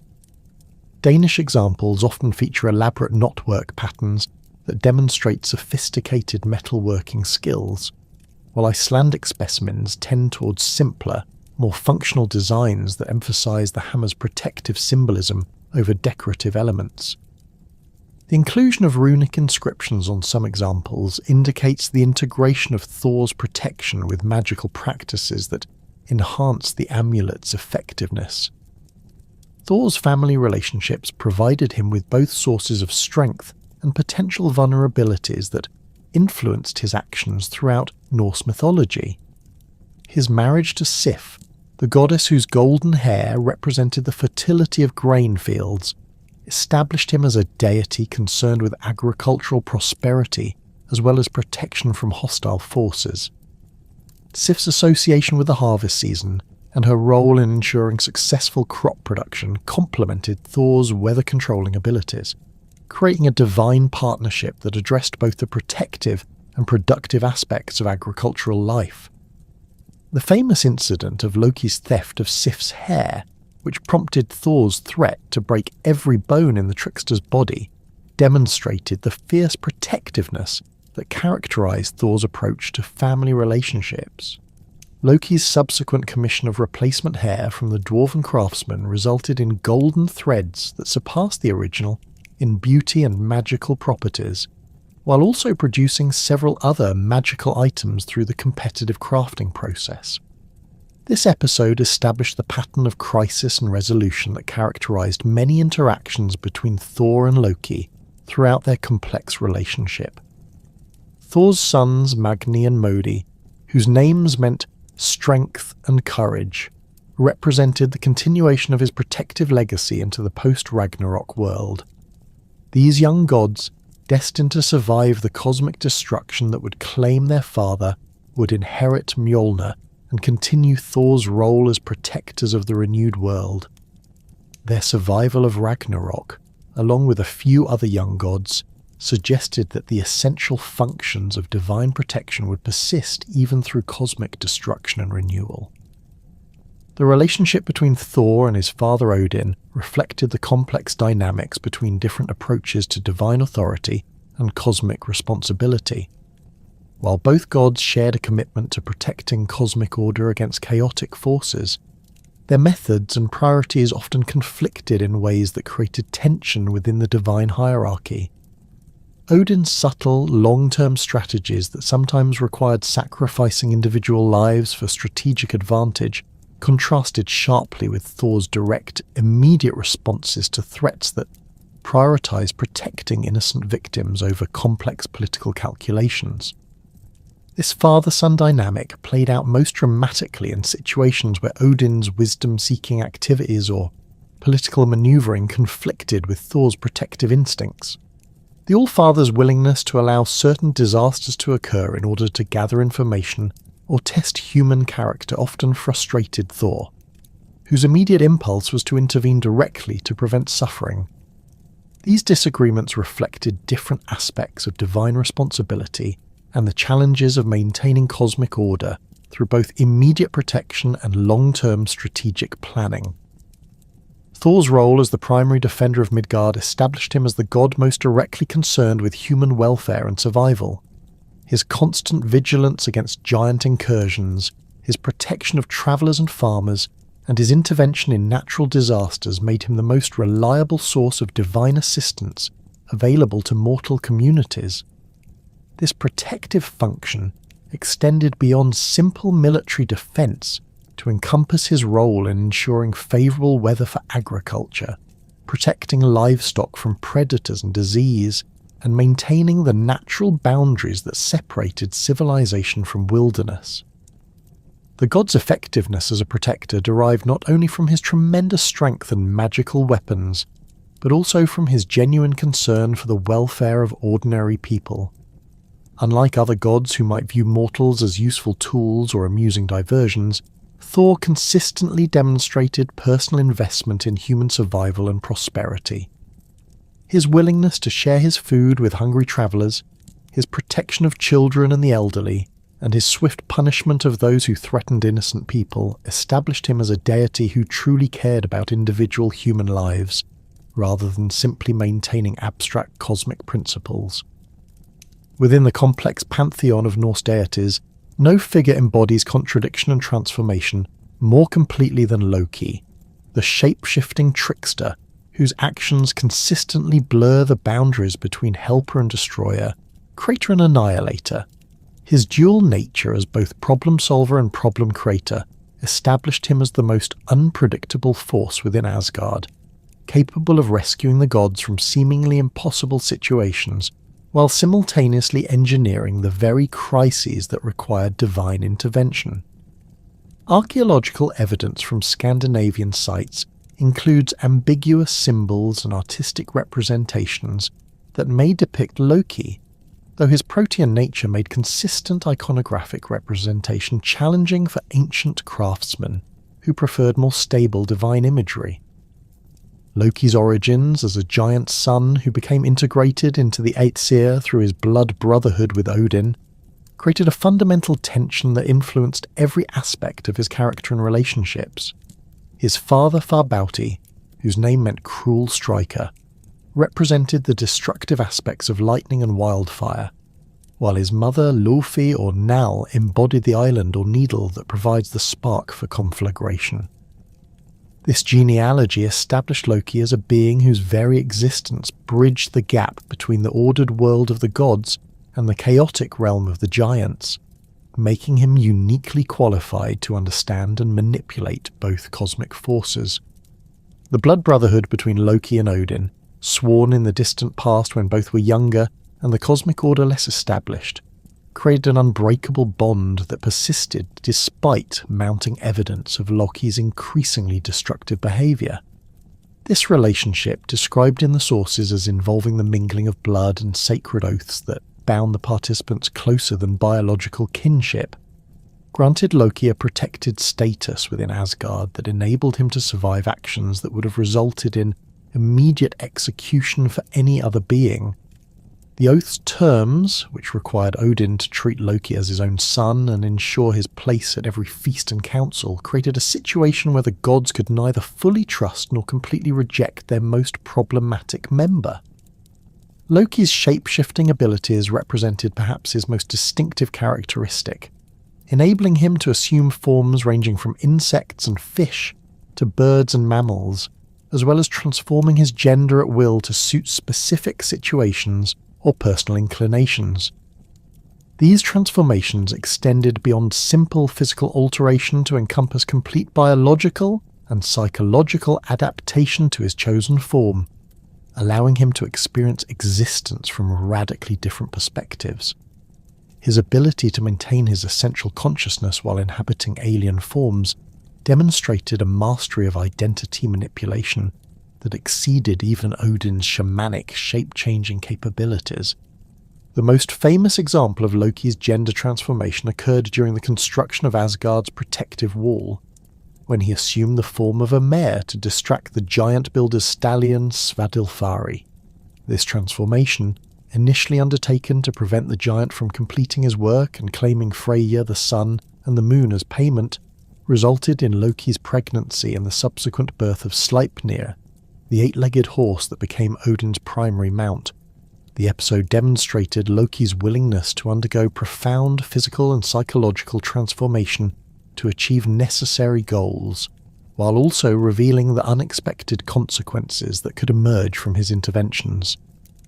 The pregnancy itself represented a complete biological transformation that enabled Loki to experience gestation, labour, and childbirth from the perspective of a female horse. This experience, lasting the full 11 months of equine pregnancy, provided him with intimate knowledge of reproductive processes and maternal instincts that influenced his later relationships with his own offspring. The birth of Sleipnir, a being whose supernatural capabilities exceeded those of any normal horse, demonstrated how Loki's transformations could produce results that transcended the limitations of either parent's original nature. Loki's role as mother to various monstrous offspring established him as a creator of beings whose existence would ultimately threaten the cosmic order he had helped to establish. His relationship with the giantess Angrboda, whose name meant bringer of grief, produced 3 children whose destinies intertwined with the fate of the gods themselves. These offspring, conceived during Loki's travels in giant form through Jotunheim, represented different aspects of cosmic threat that would converge during Ragnarök to destroy the current world order. Fenrir, the wolf whose strength and size increased daily beyond all natural limits, embodied the growing threat of uncontrolled violence that could not be contained through conventional means. The wolf's intelligence, demonstrated through his ability to understand complex speech and evaluate the trustworthiness of potential captors, made him far more dangerous than a simple beast of enormous strength. His rapid growth, which soon exceeded the size of normal wolves and continued toward dimensions that threatened even the gods, created an escalating crisis that required increasingly desperate measures to address. The gods' initial attempts to control Fenrir through play and feeding created a false sense of security that enabled the wolf to grow comfortable within Asgard, while continuing to increase in power. The young gods' games with Fenrir, which involved testing his strength against various restraints and challenges, provided the wolf with valuable information about divine capabilities and limitations, while allowing him to assess potential escape routes and defensive strategies. These interactions, initially viewed as harmless entertainment, gradually revealed the wolf's calculating intelligence and his growing contempt for the gods' attempts to control him. The decision to bind Fenrir with increasingly powerful chains reflected the gods' growing awareness that conventional solutions would prove inadequate against this supernatural threat. The first chain, Laedinga, snapped like a spider's web when Fenrir exerted his full strength, while the second Dromi lasted only slightly longer before breaking under the wolf's determined efforts. These failures demonstrated that normal materials and construction methods, even when enhanced with divine craftsmanship, could not contain a being whose power derived from cosmic forces rather than simple physical strength. The creation of Gleipnir, the magical chain that would ultimately bind Fenrir, required the dwarven craftsman to transcend normal material limitations by incorporating impossible elements into their construction. The chain's composition, including the sound of a cat's footstep, the breath of a fish, the beard of a woman, the roots of a mountain, the sinews of a bear, and the spittle of a bird, represented the transformation of abstract concepts into physical reality through advanced magical engineering. This achievement demonstrated the dwarves' ability to manipulate the fundamental forces of existence when provided with sufficient motivation and resources. The binding of Fenrir on the island of Lyngvi required elaborate deception to convince the increasingly suspicious wolf to submit to another test of strength. The god's presentation of Gleipnir as a simple silk ribbon that posed no threat masked its true nature as the most powerful restraint ever created. Fenrir's demand for a hostage, requiring one of the gods to place their hand in his mouth as a guarantee of good faith, create a situation where divine honour and cosmic necessity came into direct conflict. Tyr's decision to sacrifice his hand to enable Fenrir's binding represented the ultimate expression of divine duty overriding personal welfare. The god of war and justice, whose role as guarantor of oaths and legal agreements made him the most appropriate choice for this sacrifice, placed his right hand between Fenrir's massive jaws, knowing that the wolf's bite would permanently maim him. When Gleipnir proved unbreakable, and Fenrir realised he had been deceived, his bite severed Tyr's hand at the wrist, creating a wound that would never heal, and transforming the god into a permanent reminder of the price required to maintain cosmic order. The wolf's binding to the boulder Joel, secured with a chain Geldia and held in place, by the sword Gram thrust through his lower jaw into the ground, created a prison that would contain him until Ragnarök. The constant flow of saliva from his mouth, caused by the sword's position, formed the river van that carried away his pain and rage while preventing him from speaking or casting spells. This elaborate restraint system demonstrated the lengths to which the gods would go to contain threats they could not destroy, while ensuring that Fenrir's eventual escape would be accompanied by tremendous fury and desire for revenge. Jormungandr, the Midgard serpent whose coils encircled the entire world beneath the ocean's surface, represented a different type of cosmic threat that could not be contained through binding or imprisonment.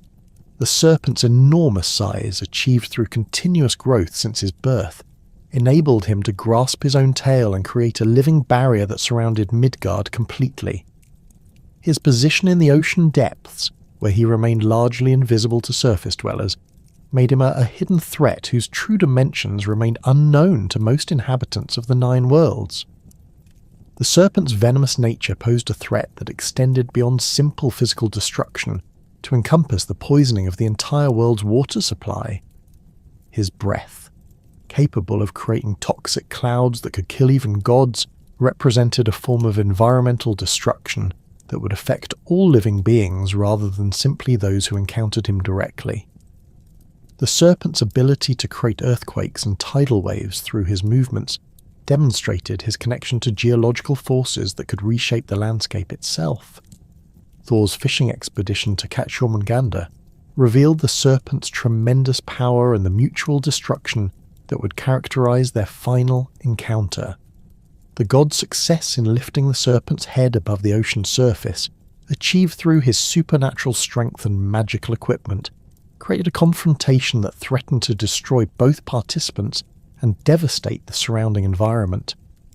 The serpent's venomous breath, which forced Thor to retreat and prevented him from delivering the killing blow, foreshadowed their mutual destruction during Ragnarök, when both would die from their wounds. Hel, the third of Loki's monstrous offspring, ruled the realm of the dead with an authority that rivaled that of the gods themselves. Her appearance, described as half-living flesh and half-corpse, reflected her dominion over the boundary between life and death that made her uniquely qualified to govern those who had crossed from one state to the other. Her hall Eldjudnir, with its high walls and barred gates, served as both palace and prison for the countless dead who entered her domain through disease, old age, or other unheroic causes. Hel's power over the dead created a situation where even the gods required her permission to retrieve souls from her realm, as demonstrated during the attempt to rescue Balder from death. Her demand that all things in creation weep for Balder before she would release him established her authority as absolute within her domain, while her refusal to accept Loki's tears revealed her ability to perceive deception and maintain cosmic justice. This episode demonstrated how Loki's offspring had developed beyond his direct control to become independent forces whose decisions could thwart even their father's schemes. The goddess's role as ruler of the dishonoured dead created a realm where moral categories became blurred and traditional heroic values held little meaning. Her subjects, who had died through sickness, accident, or old age rather than in glorious battle, represented the majority of humanity whose deaths lacked the dramatic significance that earned entrance to Valhalla. Her fair treatment of these souls, providing them with continued existence rather than punishment or reward, established her as a more merciful ruler than many of the gods who claimed moral superiority. Loki's relationship with his monstrous children reflected the complex dynamics between creator and creation that characterized his role in cosmic affairs. His initial affection for Fenrir, Jormungandr and Hel gradually transformed into a more complicated mixture of pride, concern and strategic calculation as their power grew beyond his ability to control or direct. His awareness that their destinies intertwined with the destruction of the current cosmic order created a situation where his paternal instincts conflicted with his position within the divine hierarchy. The prophecies surrounding his children's roles in Ragnarök placed Loki in the impossible position of knowing that beings he had created would ultimately destroy the world he had helped to build and defend. This knowledge, combined with his growing alienation from the other gods, contributed to his increasing bitterness and willingness to work against the cosmic order he'd previously supported. The transformation of his children from beloved offspring into cosmic threats paralleled his own evolution from helpful trickster to active enemy of the gods. Loki's problem-solving abilities, demonstrated through numerous episodes where his quick thinking and unconventional approaches rescued the gods from seemingly impossible situations, established him as an invaluable resource whose contributions often overshadowed his troublemaking activities. His theft of the apples of youth from the giant Thjazi, accomplished through shapeshifting and aerial maneuvering that enabled him to escape with the precious fruit, save the gods from aging and death while demonstrating his willingness to risk his own life for the common good. The successful completion of this mission, despite the enormous dangers involved, proved his capability as an agent of divine will when properly motivated. The recovery of Thor's hammer from the giant Thrymr required Loki to devise and execute a complex deception that involved disguising Thor as a bride and himself as a bridesmaid to infiltrate the giant's wedding feast. This elaborate scheme, which required careful attention to detail and flawless performance under pressure, demonstrated Loki's theatrical abilities and his understanding of social conventions that could be manipulated to achieve strategic objectives. The successful retrieval of Mjolnir, accomplished through misdirection and timing rather than brute force, proved that some problems required subtlety and intelligence, rather than direct confrontation. The construction of Asgard's wall presented Loki with perhaps his most complex challenge, requiring him to prevent the giant builder from completing his work while avoiding direct violation of the gods' agreement. His transformation into a mare to distract Svadilfari represented a solution that technically honoured the contract's terms, while ensuring its failure through indirect interference. The success of this strategy, which saved the gods from losing Freya, the sun and the moon, demonstrated Loki's ability to find loopholes and alternative approaches that others might overlook. However, Loki's problem-solving frequently created new difficulties that proved more serious than the original challenges he had addressed. His theft of Sif's hair, accomplished through a prank that seemed harmless at the time, nearly resulted in his death at Thor's hands and required extensive negotiations with dwarven craftsmen to resolve. The replacement hair, while superior to the original, came at the cost of commissioning additional magical items that would later play crucial roles in various divine crises and conflicts. The pattern of crisis creation followed by problem-solving that characterized Loki's career reflected his fundamental nature as a catalyst whose presence accelerated both positive and negative developments within the cosmic order. His interventions, whether helpful or harmful, consistently produced consequences that extended far beyond their immediate effects to influence the long-term trajectory of divine and mortal affairs. This catalytic function made him simultaneously indispensable and dangerous, as his ability to generate solutions came paired with his tendency to create new problems that required additional interventions.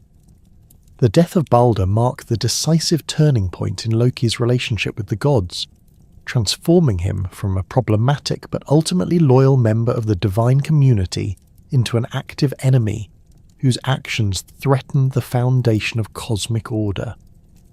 His role in engineering Balder's death, accomplished through the manipulation of the blind god Hoda and the exploitation of the single weakness in the universal protection that surrounded the beloved deity, demonstrated a level of malice and calculation that exceeded his previous mischief-making activities.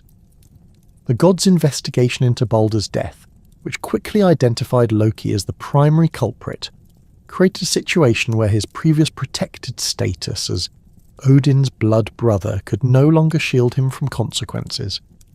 The evidence against him, including witness testimony and his own inability to provide convincing alternative explanations, established his guilt beyond reasonable doubt while revealing the premeditated nature of his actions. The discovery that he deliberately sought out the one substance capable of harming Balder demonstrated that this was not a prank gone wrong, but a calculated assassination. Loki's flight from Asgard following the exposure of his guilt represented his acknowledgement that his position within the divine hierarchy had become untenable. His construction of a house with doors facing all 4 directions, designed to enable rapid escape in any direction, demonstrated his awareness that pursuit was inevitable and his preparation for a life as a fugitive. The house's location in the mountains, far from both divine and human settlements, reflected his transformation from a social being who thrived on interaction and attention into an isolated outcast whose survival depended on avoiding contact with others. The gods' pursuit of Loki, led by the combined efforts of all the major deities, demonstrated their commitment to bringing him to justice regardless of the resources required. Their systematic search of all possible hiding places, combined with their use of magical detection methods and divine surveillance capabilities, eventually located his mountain retreat and forced him to employ his shape-shifting abilities to avoid immediate capture. His transformation into a salmon, while temporarily effective in evading his pursuers, ultimately proved insufficient against the god's determination and resourcefulness. The capture of Loki in salmon form, accomplished through the use of a net that he had ironically invented himself while in hiding, represented the ultimate triumph of divine justice over individual cunning. The net's design, which Loki had created to catch fish for food, provided the gods with the tool they needed to capture him in his aquatic form. This ironic reversal, where his own invention became the instrument of his capture, demonstrated the principle that actions inevitably produce consequences that return to affect their originators. The binding of Loki in the cave beneath the earth represented a punishment designed to match the severity of his crimes while ensuring that he could not escape to cause further harm. The god's use of the entrails of his own son Vali, transformed into wolf form and killed by his brother Narfi, created bonds that carried both physical and emotional significance. The choice to use his children's remains as binding materials demonstrated the god's understanding that the most effective restraints combined physical impossibility with psychological torment. The positioning of the venomous serpent above Loki's bound form, arranged so that its poison would drip continuously onto his face, created a torture system designed to inflict maximum suffering while preventing him from escaping or casting spells. The serpent's venom, described as burning like acid and causing excruciating pain, ensured that Loki would remain conscious and aware of his punishment rather than escaping through unconsciousness or madness. The constant nature of this torture, with no periods of relief or respite, reflected the god's determination to make his suffering match the grief he had caused through Baldur's death. Sigin's loyalty to her husband, demonstrated through her decision to remain in the cave and catch the serpent's venom in a bowl to provide him with periodic relief, represented one of the most touching examples of marital devotion in Norse mythology. Her willingness to share his exile and punishment, despite having played no role in his crimes, established her as a figure of tragic nobility whose love transcended reasonable limits. Her position, kneeling beside Loki's bound form and holding the bowl steady to catch each drop of venom, required constant vigilance and physical endurance that matched his own suffering. The periodic emptying of the bowl, which occurred when it became full and Sigyn had to turn away to pour out the accumulated venom, created moments of intense agony when the poison struck Loki's face directly. His convulsions during these episodes, described as violent enough to shake the earth and cause earthquakes, demonstrated the tremendous pain he experienced while providing a mythological explanation for seismic activity. The regularity of these episodes, determined by the bowl's capacity and the rate of venom accumulation, created a rhythm of suffering that would continue until Ragnarök. The binding of Loki represented more than simple punishment for his role in Baldur's death. It symbolized the cosmic order's attempt to contain the forces of change and chaos that threatened its stability. His imprisonment removed the primary catalyst for transformation within the divine hierarchy, creating a period of apparent stability that masked the underlying tensions and contradictions that would eventually lead to Ragnarök. The gods' success in binding him demonstrated their power to impose consequences for actions that violated cosmic law, while the temporary nature of his imprisonment foreshadowed the eventual breakdown of all restraints and limitations. Loki's prophesied escape during Ragnarök, when the earthquakes caused by his suffering would eventually weaken his bonds sufficiently to allow his freedom, established him as a force whose containment was temporary rather than permanent. His emergence from the cave, accompanied by his monstrous children and the assembled forces of chaos, would mark the beginning of the final battle that would destroy the current cosmic order. His transformation from bound prisoner to leader of the forces of destruction demonstrated the cyclical nature of cosmic change and the impossibility of permanently suppressing the forces that drive transformation and renewal. The cosmic order that had maintained stability across the 9 worlds began to fracture with a series of disturbing dreams that visited Balder, the most beloved of the gods, whose radiant presence had long served as a beacon of hope and purity within Asgard. These prophetic visions, arriving night after night with increasing intensity and clarity, depicted his own violent death through imagery so vivid and terrifying that they left the normally serene god trembling with dread upon awakening. The dreams showed various scenarios of his demise, each more disturbing than the last, featuring weapons piercing his flesh, flames consuming his body, and darkness swallowing his light, while the faces of his fellow gods twisted with grief and rage at his passing. The content of these nightmares proved so disturbing that Balder could no longer maintain his usual composure during the daily activities of divine life. His characteristic smile faded, replaced by a haunted expression that reflected the weight of foreknowledge pressing upon his consciousness. The god who had previously embodied joy and optimism now moved through Asgard's halls, with the careful deliberation of one who saw death lurking in every shadow, his normally bright demeanour dimmed by the certainty that his time among the living was drawing to a close. When Balder finally shared these visions with the assembled gods, their reaction revealed the depth of affection and concern that his presence had inspired throughout the divine hierarchy. Odin's single eye blazed with paternal fury at the thought of losing his most perfect son, while Thor's massive hands clenched into fists as he contemplated the violence that would be necessary to protect his beloved brother. The goddesses wept openly at the prospect of losing the one being whose purity had elevated the moral tone of their entire community, while even the normally stoic Tyr showed signs of distress at the implications of these prophetic dreams. Frigg, driven by maternal desperation and her own prophetic abilities that confirmed the reality of the threat facing her son, embarked upon an unprecedented mission to secure divine protection through the extraction of binding oaths from every entity in creation. Her journey took her across all 9 worlds, where she approached each category of being with the same urgent request: swear never to harm Balder, the most innocent and beloved of the gods. The comprehensiveness of her campaign reflected both her determination to save her son and her understanding that even the smallest oversight could prove fatal when dealing with prophetic visions of such clarity and persistence. The goddess began her oath-gathering mission with the most obvious sources of potential harm, approaching the various types of weapons that might be used against her son. Swords, spears, axes and arrows all swore solemn oaths never to cut or pierce Balder's flesh, their metal voices ringing with the sincerity of their promises.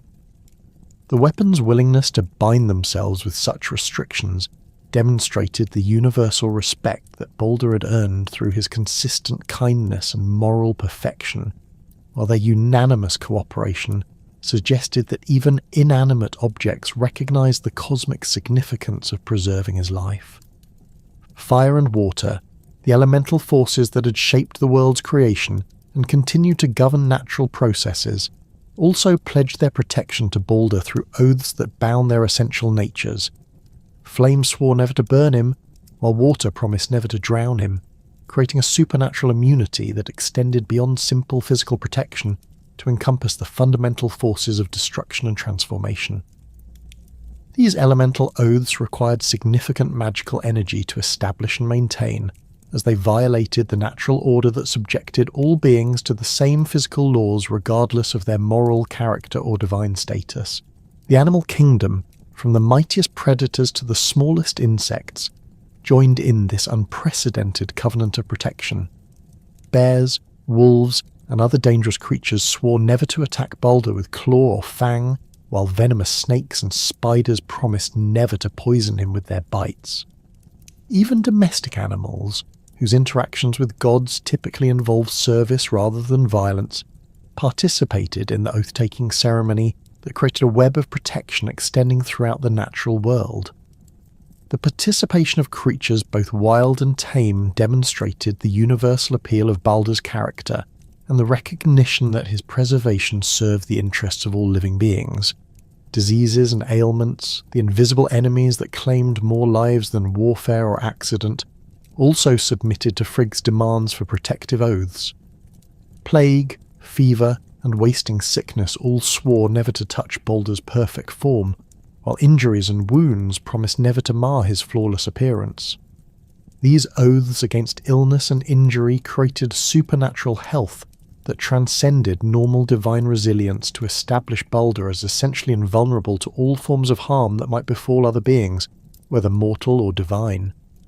The mineral kingdom, including stones, metals, and gems, participated in the oath-taking ceremony that gradually transformed Balder into the most protected being in existence. Rocks swore never to strike him, while metals promised never to cut or crush him, creating a comprehensive immunity that extended to both natural formations and crafted objects. The participation of these inanimate substances required magical intervention to grant them the consciousness necessary for oath-taking, demonstrating the extraordinary lengths to which Frigg was willing to go to ensure her son's safety. The thoroughness of Frigg's campaign created a situation where virtually every entity in creation had sworn binding oaths to protect Balder from harm. The magical energy required to establish and maintain these countless oaths created a supernatural field of protection that surrounded the god wherever he went, deflecting potential sources of harm and ensuring that accidents that might injure others would leave him completely unscathed. This comprehensive protection system represented one of the most ambitious magical workings ever attempted, requiring the cooperation of beings across all categories of existence. However, Frigg's exhaustive campaign contained a single, seemingly insignificant oversight that would prove catastrophic in its consequences. The mistletoe, a small parasitic plant that grew on oak trees and appeared too insignificant to pose any threat to a powerful god, escaped her attention during the oath-gathering process. This plant, which seemed too young and harmless to warrant inclusion in the protective covenant, would become the instrument through which fate would circumvent even the most comprehensive magical protections ever devised. The mistletoe's exclusion from the protective oaths reflected a reasonable assessment of potential threats based on the plant's apparent characteristics. Unlike the mighty oak trees that hosted it, mistletoe appeared as a delicate, almost ethereal growth that seemed incapable of causing harm to even the most fragile mortal, much less a divine being of Balder's power and resilience. Its soft leaves and small berries created an impression of harmlessness that made its inclusion in the oath-taking ceremony appear unnecessary and even somewhat ridiculous. The discovery of Balder's invulnerability transformed the daily life of Asgard, as the gods developed a new form of entertainment based on testing the effectiveness of his supernatural protection. They would gather in the courtyard outside Gladsheim to hurl various objects at the smiling god, watching in amazement as weapons bounced harmlessly off his skin and stones crumbled to dust upon contact with his body. These demonstrations of his invulnerability became a source of wonder and celebration, as the gods marvelled at the comprehensive nature of the protection that surrounded their most beloved member.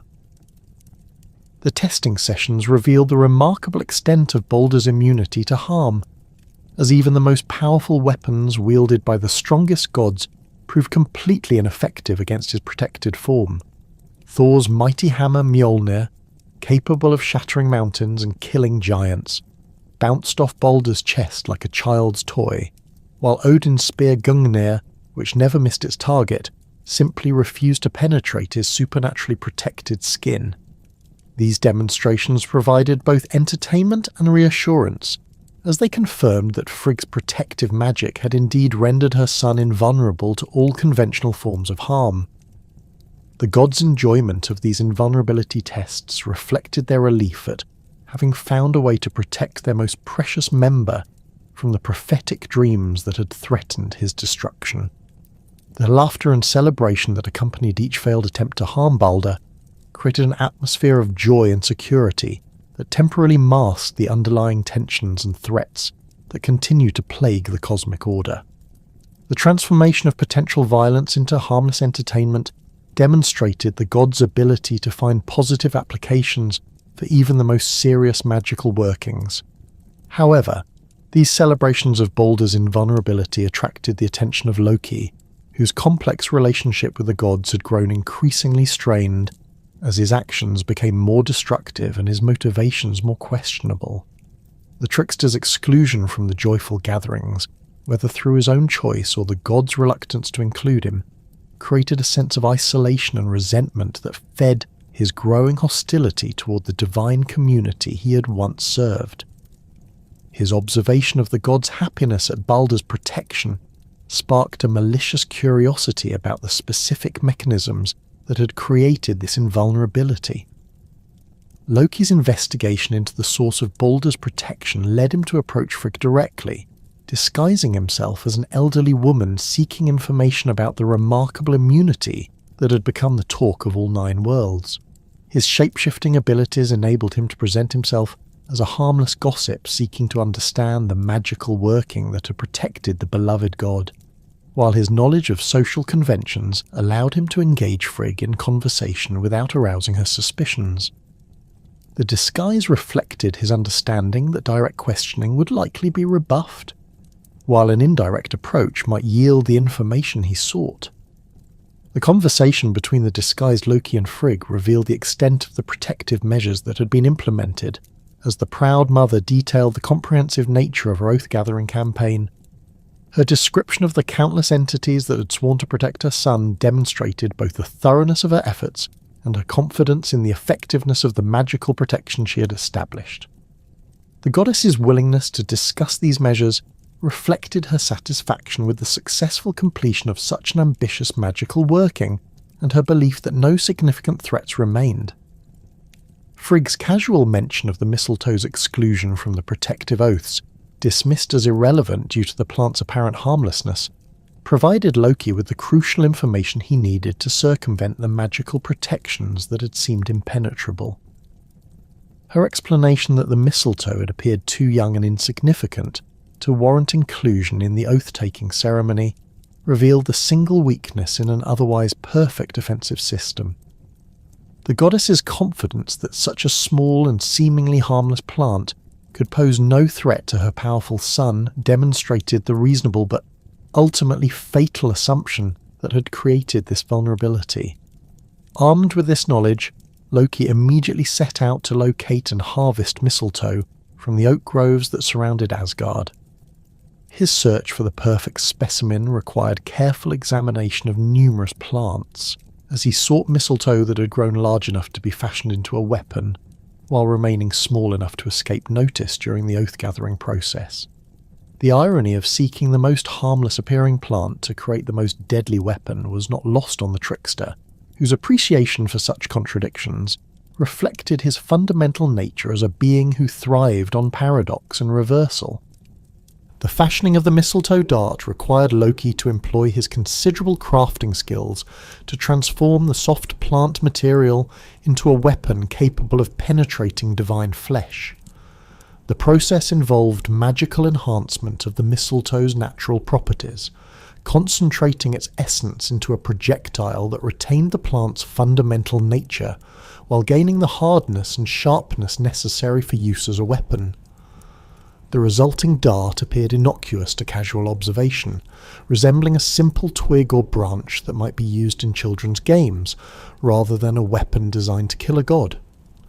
The completion of the mistletoe dart provided Loki with the means to circumvent Baldur's supernatural protection, but the successful use of this weapon required careful planning and execution to avoid detection and ensure the desired outcome.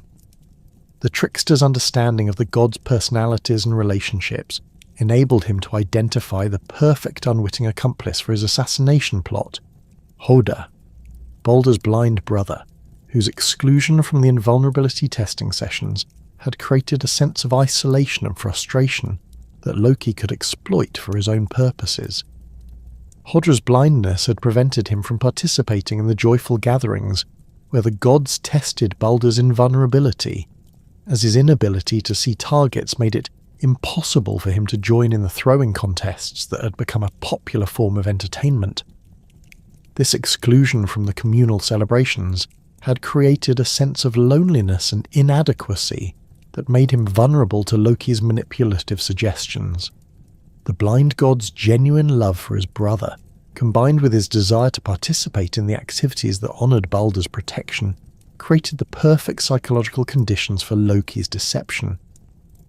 Loki's approach to Hodor employed a carefully crafted combination of sympathy and encouragement, designed to overcome the blind god's natural reluctance to participate in activities that might result in embarrassment or failure. The trickster presented himself as a helpful friend who understood Hodra's frustration at being excluded from the celebrations and offered to provide assistance that would enable his participation. This offer of help, framed as a gesture of friendship and inclusion, masked the deadly nature of Loki's true intentions while appealing to Hodra's desire to honour his beloved brother. The manipulation of Hodor required Loki to employ his most sophisticated psychological techniques, as the blind god's genuine goodness and love for Baldur made him naturally resistant to actions that might cause harm. The trickster's approach involved gradually building trust and confidence while presenting the proposed action as a harmless tribute to Baldur's invulnerability rather than a deadly attack. The careful framing of the dart throwing as an act of honour and celebration rather than violence demonstrated Loki's understanding of how to exploit good intentions for evil purposes. The moment of Baldur's death arrived during one of the regular gatherings, where the gods tested his invulnerability as Loki guided Hodra's hand to aim the mistletoe dart at his brother's heart. The blind god's throw, directed by Loki's careful guidance and enhanced by his genuine desire to participate in honouring his brother, sent the seemingly harmless projectile flying toward its target with deadly accuracy. The dart's flight through the air created no sound or disturbance that might have warned of its lethal nature, appearing to observers as simply another harmless object being thrown at the invulnerable god. The impact of the mistletoe dart upon Baldur's chest created a moment of stunned silence as the impossible occurred before the assembled god's eyes. The projectile, which should have bounced harmlessly off his protected skin like all the weapons that had preceded it, instead penetrated his flesh with devastating effect. The dart's passage through his heart created a wound that bypassed all the magical protections that had been established, striking down the most beloved of the gods with a weapon that appeared too insignificant to threaten even a mortal. Baldur's collapse and death created a scene of horror and disbelief that shattered the joyful atmosphere of the gathering and plunged Asgard into unprecedented grief. The god's body, which had moments before seemed invulnerable to all harm, now lay motionless on the ground with the small mistletoe dart protruding from his chest like a mockery of all the mighty weapons that had failed to harm him. The contrast between the weapon's humble appearance and its devastating effect created a visual representation of how the smallest oversight could lead to the most catastrophic consequences. The god's initial reaction to Baldur's death combined shock, grief, and rage in proportions that reflected both their love for the fallen deity and their horror at witnessing the impossible. Odin's single eye blazed with fury as he contemplated the loss of his most perfect son, while Thor's massive hands reached for Mjolnir as he sought enemies to punish for this unthinkable crime. The goddess's wails of grief echoed through Asgard's halls, creating a sound of lamentation that would be remembered as the moment when the cosmic order began its final collapse toward Ragnarök. The investigation into Baldur's death quickly identified Loki as the primary architect of the assassination, as his involvement in guiding Hodder's throw had been witnessed by multiple gods who had initially assumed he was simply helping the blind deity participate in the celebrations. The revelation that the trickster had deliberately engineered the death of the most beloved god transformed the gathering from a scene of mourning into a manhunt as the assembled deities realized that they had been witness to a calculated murder rather than a tragic accident. Hodder's role as the unwitting instrument of his brother's death created a complex situation that tested the god's understanding of justice and responsibility. The blind god's genuine ignorance of the dart's deadly nature, combined with his obvious grief at the unexpected outcome of his throw, established him as a victim of Loki's manipulation rather than a willing participant in the assassination. However, his physical role in delivering the fatal blow created a legal and moral complexity that required careful consideration of intent versus action in determining appropriate consequences. The discovery of Loki's deception and his immediate flight from Asgard confirmed his guilt, while demonstrating his awareness that his protected status as Odin's blood brother could no longer shield him from the consequences of his actions. The trickster's rapid departure from the scene of the crime, accomplished through his shape-shifting abilities and knowledge of hidden paths, prevented immediate capture while ensuring that his guilt would be forever associated with cowardice and betrayal. His transformation from problematic ally to active enemy was now complete, marking the point where the cosmic order's internal contradictions had finally produced open warfare between its own members. The gods' decision to pursue Baldur's rescue from Helheim reflected their refusal to accept that even death could permanently separate them from their most beloved member. This unprecedented mission to negotiate with Hel herself demonstrated the extraordinary lengths to which they were willing to go to undo the consequences of Loki's treachery.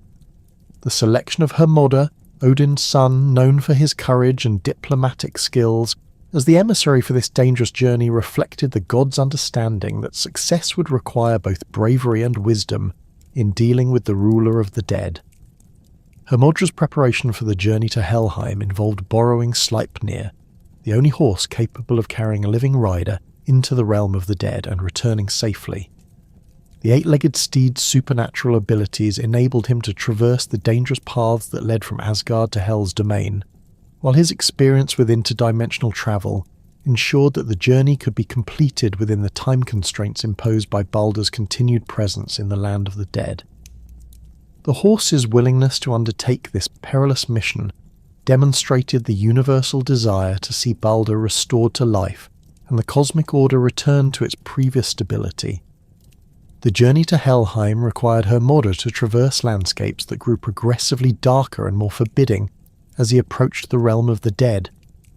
The path led through valleys shrouded in perpetual mist, across bridges that spanned bottomless chasms, and past guardians whose duty was to prevent the living from entering the domain of the dead. Each stage of the journey tested both rider and horse, as they navigated obstacles designed to turn back those who sought to violate the fundamental boundary between life and death. The crossing of the bridge, Gjallabru, guarded by the maiden Modgudr, required Hermodr to explain his mission and demonstrate his legitimate right to enter Helheim, despite his living status. The Bridge Guardian's questioning revealed the unprecedented nature of his request, as no living being had previously sought entry to the realm of the dead for the purpose of negotiating a soul's release. The maiden's eventual permission to cross reflected her recognition of the extraordinary circumstances that had prompted this mission, and her understanding that the cosmic order itself hung in the balance. The arrival at Hel's Hall Eljudnir presented Hermodr with the challenge of negotiating with a ruler whose authority within her domain was absolute, and whose decisions could not be overturned by force or trickery.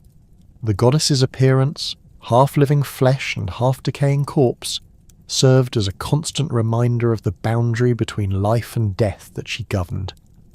Her reception of the living messenger in her Hall of the Dead demonstrated her willingness to hear his petition while making clear that any agreement would be entirely on her terms. Hermodra's presentation of his case for Baldur's release emphasized the universal love and respect that the god had earned throughout his life, as well as the cosmic significance of his continued existence for maintaining order and stability. The messenger's description of the grief that had consumed Asgard following Baldur's death, combined with his explanation of the circumstances that had led to the assassination, created a compelling argument for the goddess's intervention. The plea for mercy and justice appealed to Hel's role as a fair ruler who considered the merits of each case rather than simply applying inflexible rules. Hel's response to Hermodra's petition revealed both her power and her wisdom, as she proposed a test that would demonstrate the universal nature of the love that supposedly surrounded Baldur. Her condition that all things in creation must weep for the dead god before she would release him created a challenge that paralleled Frigg's earlier oath-gathering campaign, while testing whether the affection for Baldur was as comprehensive as claimed. The goddess's requirement that every entity participate in this demonstration of grief established a standard that would prove whether the dead god's value to the cosmic order justified overturning the natural boundary between life and death. The return journey to Asgard with Hel's conditional offer of Baldur's release created a race against time, as the gods mobilized every available resource to ensure that all things in creation would weep for their beloved member. The campaign to generate universal grief required even more extensive efforts than Frigg's original oath-gathering mission, as it involved reaching every entity that had previously sworn to protect Baldur and convincing them to demonstrate their sorrow at his death. The comprehensiveness of this effort reflected the gods' determination to meet Hel's conditions and secure Baldur's return to life. The Jotnar represented far more than simple antagonists in the cosmic drama of Norse mythology. They embodied the primordial forces of chaos and untamed nature that existed before the establishment of divine order and would persist long after its destruction. These ancient beings, whose very existence predated the creation of the ordered cosmos, possessed intimate knowledge of the fundamental forces that shaped reality itself. Their enormous size, often described as mountain-like in proportions, reflected their connection to the geological and meteorological phenomena that could reshape landscapes and devastate civilizations in moments.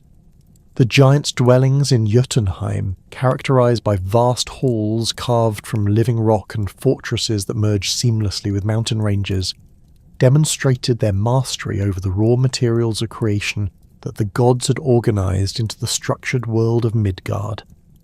Archaeological evidence from across Scandinavia preserves traces of giant lore in the form of massive stone formations that local traditions attributed to giant construction or giant battles.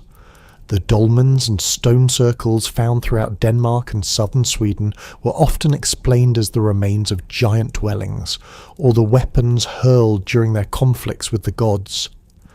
These interpretations reflected a deep cultural understanding that the landscape itself bore witness to cosmic struggles between order and chaos, with natural formations serving as permanent reminders of the titanic forces that had shaped the world's current configuration. Utgardaloki, the master of illusions who ruled the giant's primary stronghold, represented the most sophisticated expression of giant cunning and magical knowledge. His fortress Utgard, described as so enormous that visitors had to squeeze between the iron bars of its gates to enter, served as a testing ground where the fundamental assumptions about strength, speed, and capability could be challenged and overturned through supernatural deception. The giant king's ability to manipulate reality itself, creating illusions so comprehensive that even Thor's divine senses could not penetrate them, demonstrated the giant's mastery of magical arts that rivaled or exceeded those of the gods themselves. The contests arranged by Utgardaloki for Thor and his companions revealed the giant's understanding that direct confrontation with divine power required alternative strategies based on misdirection and the exploitation of cosmic forces beyond individual control. Thor's drinking contest against what appeared to be a simple horn, but which was secretly connected to the ocean itself, demonstrated how giant magic could transform apparently simple challenges into tests against the fundamental forces of nature. The god's tremendous drinking capacity, sufficient to drain entire lakes, could only slightly lower the sea level when pitted against the infinite waters that surrounded Midgard. The eating contest between Loki and the giant Logi, whose name meant flame, illustrated the giant's ability to embody abstract forces in physical form. Loki's victory in consuming not only the meat but also the bones and the wooden trencher itself revealed his true nature as fire personified, a force that could devour all material substances regardless of their composition or origin. This contest demonstrated the giant's fundamental difference from both gods and mortals, as they represented elemental processes rather than individual personalities with consistent motivations and limitations. Thor's wrestling match with the elderly giantess Ellie provided perhaps the most profound lesson about the limitations of even divine power when confronted with cosmic inevitabilities. The old woman's gradual forcing of the thunder god to one knee revealed her true identity as old age itself, a force that affected all beings regardless of their strength or divine status. This defeat taught Thor that some aspects of existence transcended physical prowess and could not be overcome through the application of force, no matter how tremendous that force might be.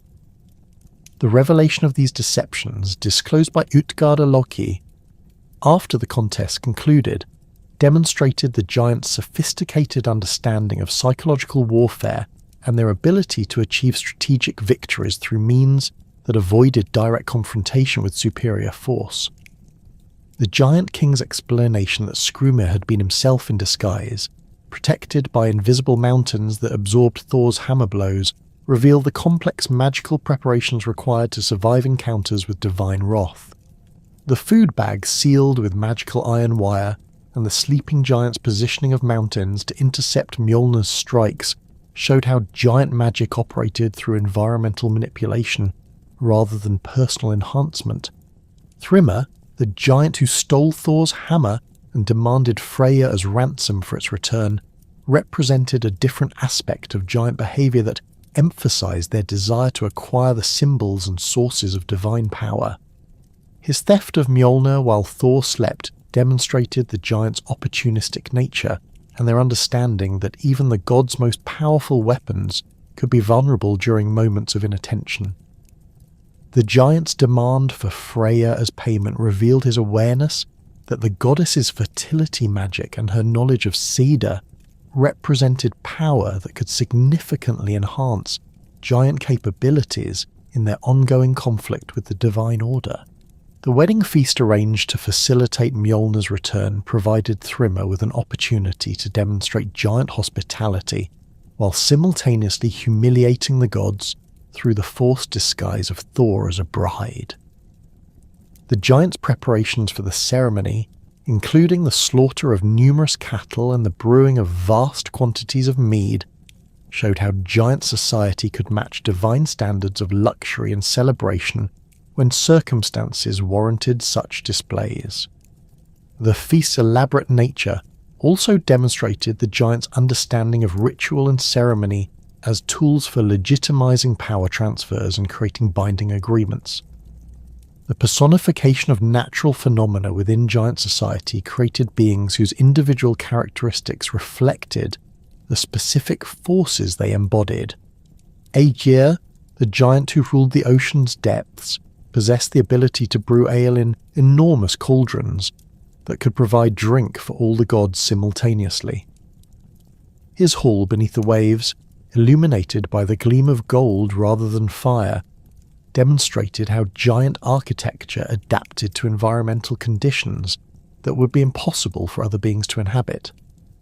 The giant's role as host to divine feasts, despite his fundamental opposition to the cosmic order they maintained, illustrated the complex relationships that could exist between opposing forces.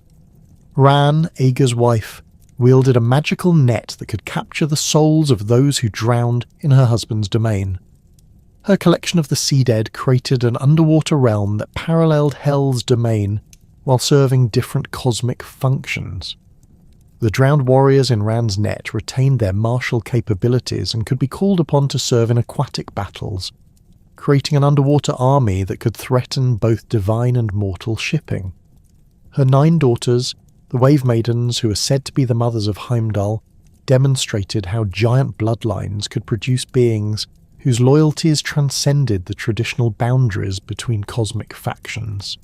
Jord, the Earth goddess, whose relationship with Odin produced Thor, represented the intimate connections that could exist between giant and divine natures.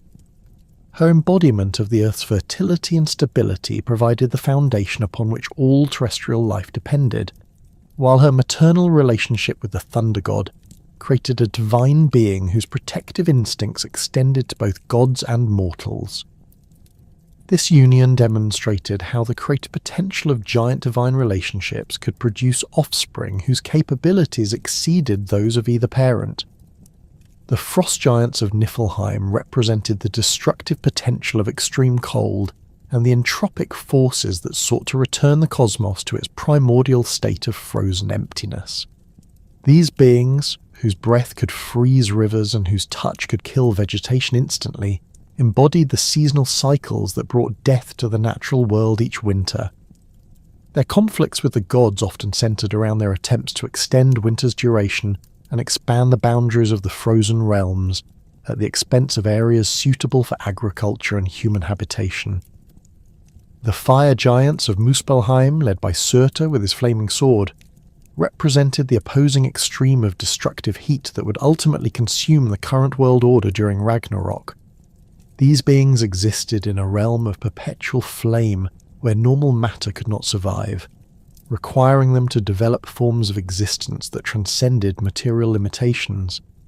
Their prophesied role in the final battle, riding across Bifrost to set the world ablaze, established them as agents of cosmic renewal rather than simple destroyers, as their fires would clear away the corruption of the current age to enable the birth of a new and better world. The dwarves, emerging from the maggots that fed on Ymir's corpse, underwent a transformation from creatures of decay into master craftsmen, whose skills surpassed even divine capabilities in certain specialized areas. Their underground workshops, carved into the living rock of mountains and heated by volcanic fires, contained forges capable of working with materials that existed nowhere else in the 9 worlds. The dwarves' ability to manipulate the fundamental forces of creation through their craftsmanship made them indispensable allies whose services the gods required, despite their often problematic personalities and demands for dangerous payments. The creation of Mjolnir by the dwarven brothers Brokkr and Eitri demonstrated the pinnacle of dwarven craftsmanship and their ability to imbue inanimate objects with supernatural properties that exceeded the sum of their component materials. The hammer's forging required the brothers to work with metals that existed only in the heart of stars, combined with magical elements that could only be obtained through dangerous expeditions to the boundaries of reality itself. The weapon's distinctive short handle, resulting from Loki's interference during its creation, paradoxically enhanced its effectiveness by enabling Thor to wield it with devastating speed and accuracy. The crafting process for divine weapons required dwarven artisans to transcend normal material limitations through techniques that bordered on the creation of new forms of matter. Gungnir, Odin's spear that never missed its target, incorporated wood from Yggdrasil itself combined with iron that had been tempered in the fires of creation. The weapon's supernatural accuracy derived from its connection to the World Tree's all-encompassing awareness, enabling it to perceive the location of any target regardless of distance or concealment. The spear's ability to bind oaths and compel truth-telling made it an essential tool for divine governance and the maintenance of cosmic justice. The golden hair created for Sif after Loki's theft of her original locks demonstrated the dwarves' ability to improve upon natural beauty through supernatural craftsmanship. The replacement hair, spun from the finest gold and imbued with magical properties that made it more lustrous and resilient than any natural growth, actually enhanced the goddess's appearance beyond its original state. The hair's supernatural nature enabled it to grow and move like living tissue while maintaining the imperishable beauty of precious metal, creating an improvement that transformed Loki's destructive prank into an unexpected enhancement.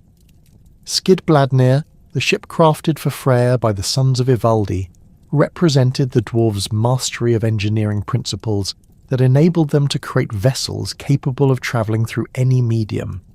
The ship's ability to sail through air and water with equal ease, combined with its capacity to be folded up and carried in a pocket when not in use, demonstrated dwarven understanding of spatial manipulation that exceeded normal physical laws.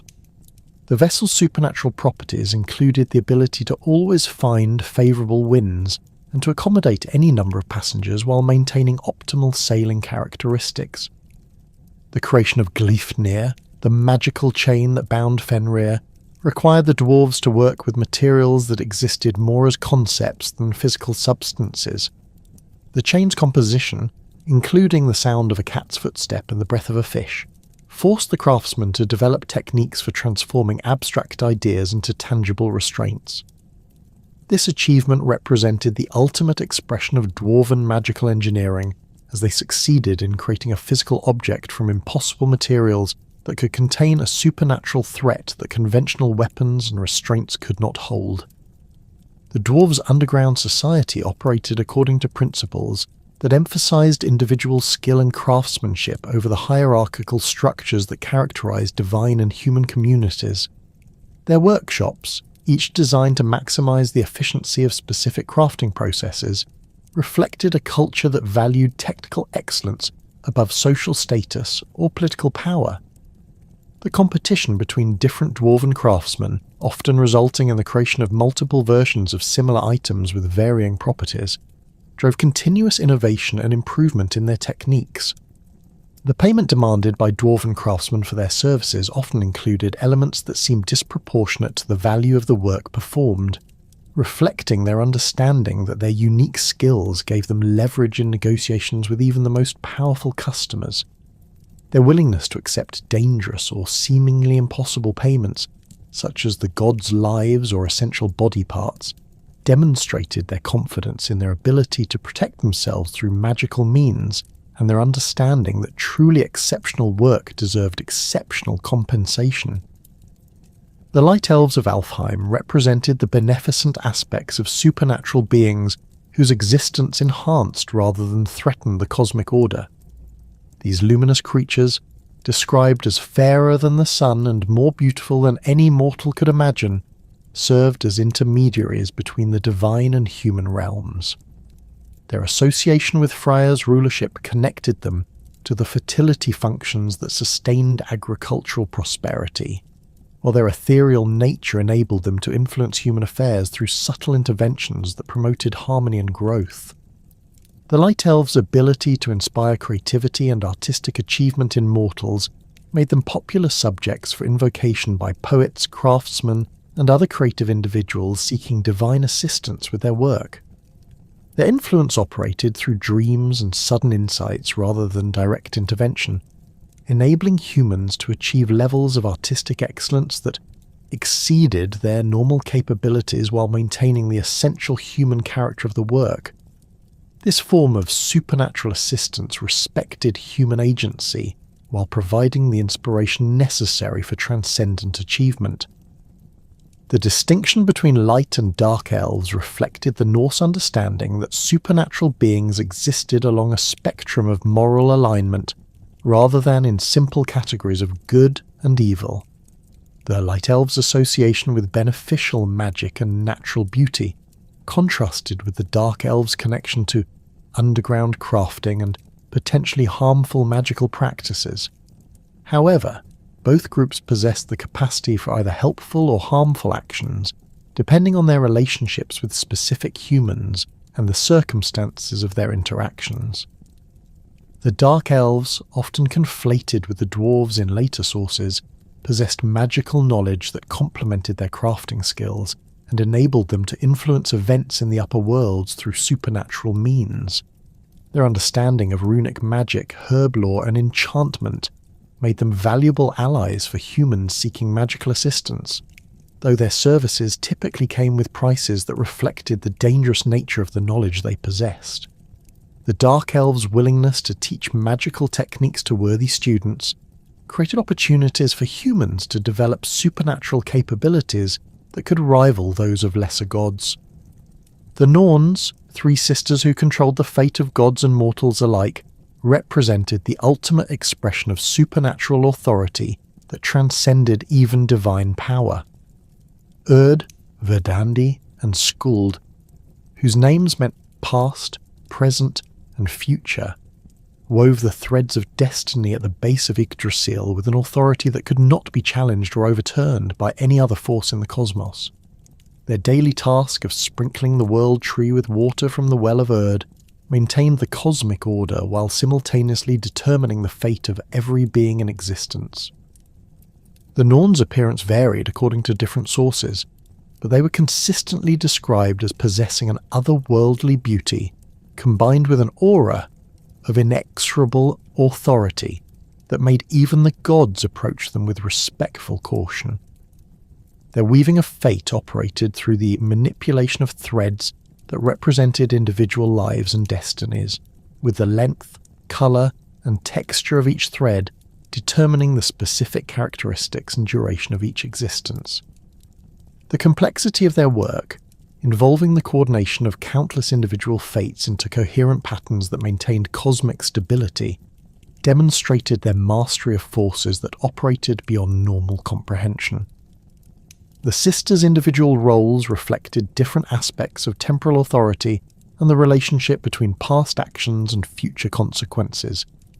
Urd's focus on past events and their continuing influence on the present circumstances established her as the guardian of cosmic memory and the enforcer of consequences for previous actions. Verdandi's attention to present moments and immediate decisions made her the arbiter of current opportunities and the guide for beings seeking to understand their immediate options.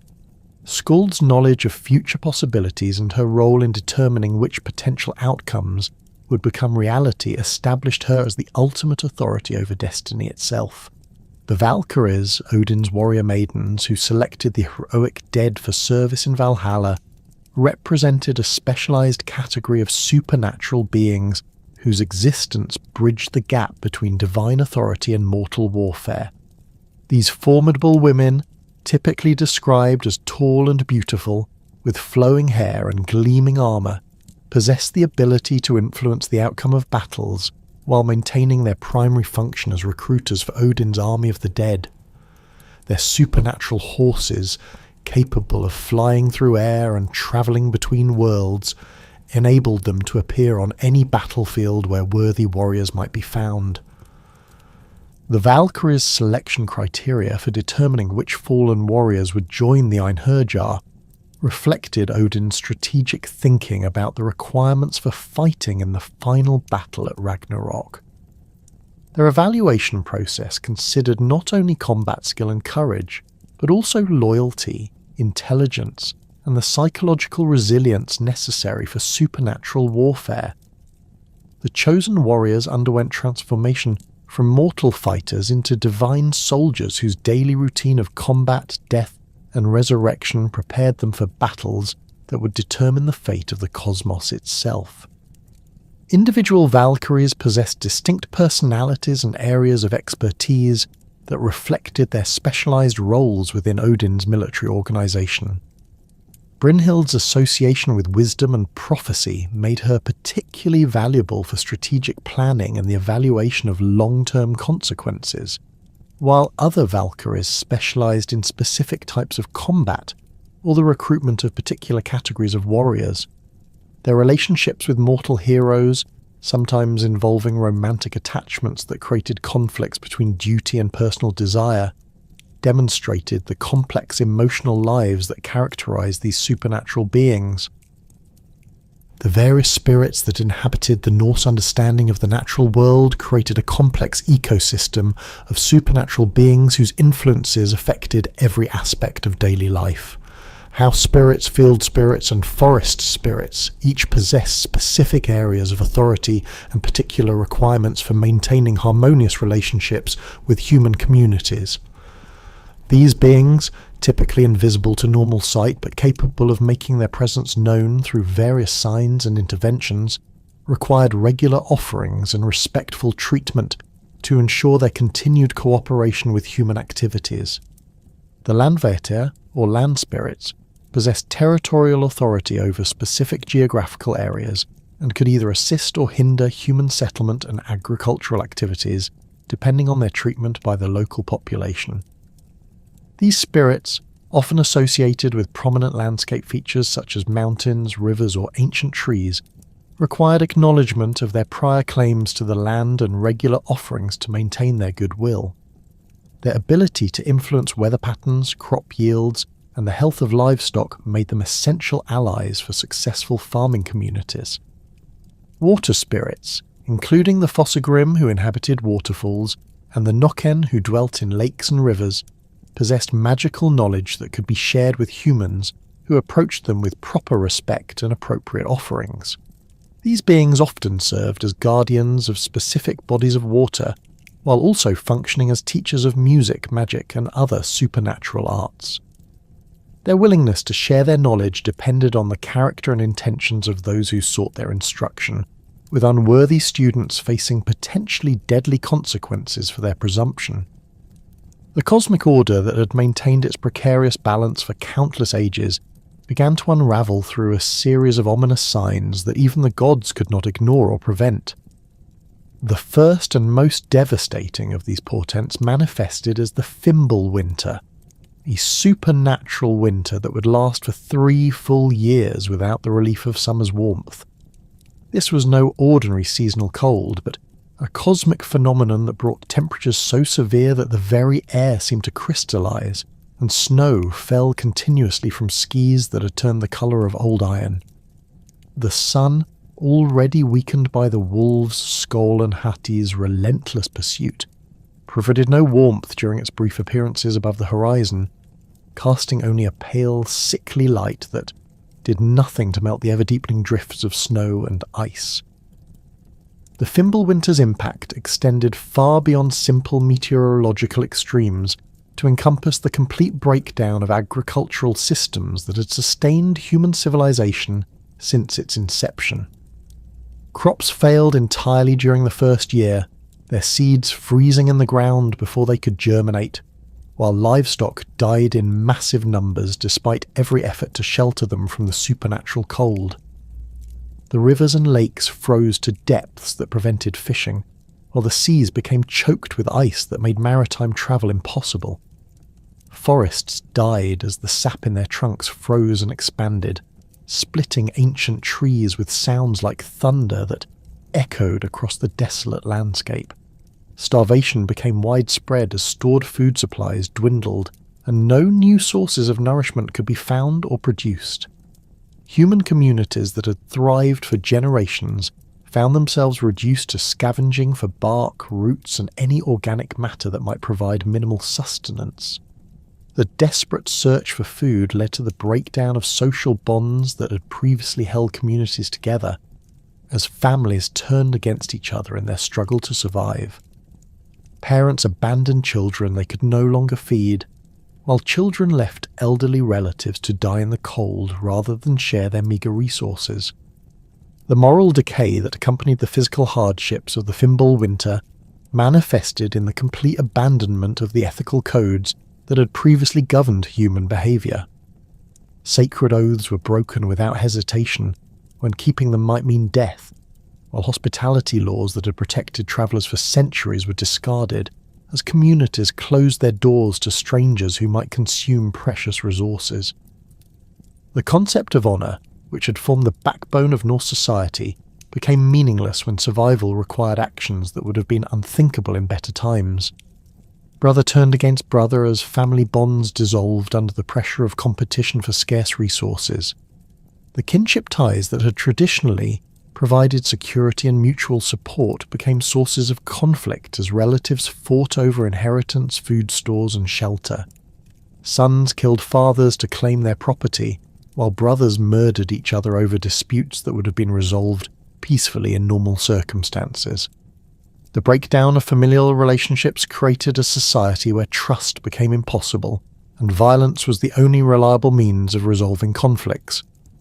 The collapse of legal and social institutions accelerated as the authorities who had previously maintained order found themselves powerless to enforce laws that had become irrelevant to survival.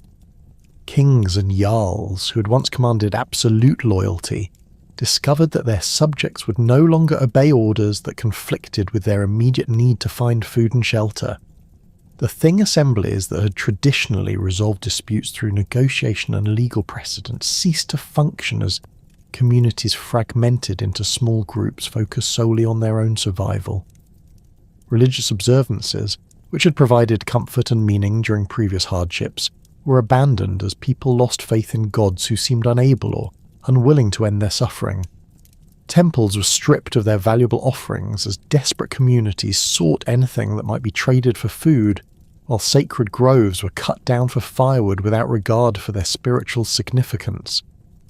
The priests and vulvas who had served as intermediaries between the human and divine realms found their authority questioned and their prophecies dismissed by people who had lost hope in supernatural intervention.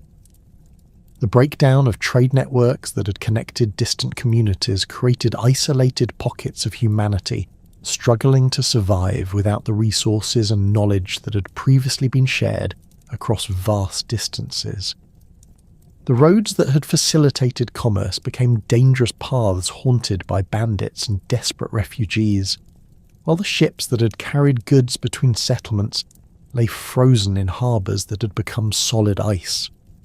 The loss of trade meant that communities could no longer obtain essential materials like iron for tools and weapons, salt for preserving food, or medicines for treating the diseases that flourished in the harsh conditions.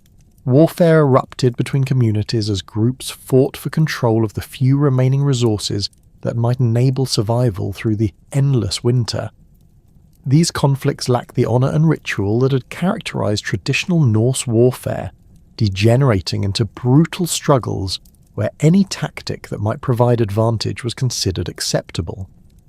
Entire settlements were destroyed not for conquest or glory, but simply to eliminate competition for scarce resources.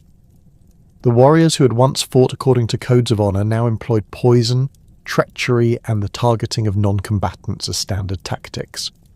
The psychological impact of the Fimbulwinter proved as devastating as its physical effects, as the constant cold and darkness created a pervasive despair that sapped the will to continue struggling for survival. The absence of sunlight for months at a time led to a form of madness that manifested in increased violence, irrational behaviour, and a complete loss of hope for the future. People who had previously been known for their courage and resilience found themselves paralysed by depression and unable to take the actions necessary for their own survival. Children born during the Fimbulwinter grew up knowing only cold, hunger and violence, creating a generation whose understanding of normal human relationships was fundamentally distorted. These young people, raised in an environment where compassion was a luxury that few could afford, developed into adults whose capacity for empathy and cooperation had been permanently damaged by their early experiences. Their inability to form the social bonds necessary for rebuilding civilization ensured that the moral decay initiated by the Fimbulwinter would persist even if the physical hardships eventually ended. The natural world itself seemed to rebel against the cosmic order as animals abandoned their normal behaviours and turned savage in their desperation to survive. Domesticated creatures that had lived peacefully alongside humans for generations became feral and dangerous, attacking their former caretakers without provocation. Wild animals that had traditionally avoided human settlements began raiding communities in organised groups, displaying an intelligence and coordination that suggested supernatural influence in their behaviour. Even the landscape appeared to change as the supernatural winter progressed, with familiar landmarks disappearing under snowdrifts and new geographical features appearing as the weight of ice reshaped valleys and hillsides. Rivers changed their courses as ice dams created new lakes and flooded previously dry areas, while mountains seemed to shift position as avalanches and ice movements altered their profiles. The transformation of the physical environment created a world that survivors no longer recognized, adding to their sense of displacement and hopelessness. The gods themselves began to show signs of the strain imposed by the cosmic crisis, as their efforts to maintain order against the forces of chaos required increasingly desperate measures. Odin's ravens returned each day with reports of spreading destruction and moral collapse that confirmed the Allfather's worst fears about the approaching end of the current age. The Einherjar in Valhalla intensified their training as the proximity of Ragnarök became undeniable, but even their supernatural dedication could not entirely mask their growing anxiety about the battles to come.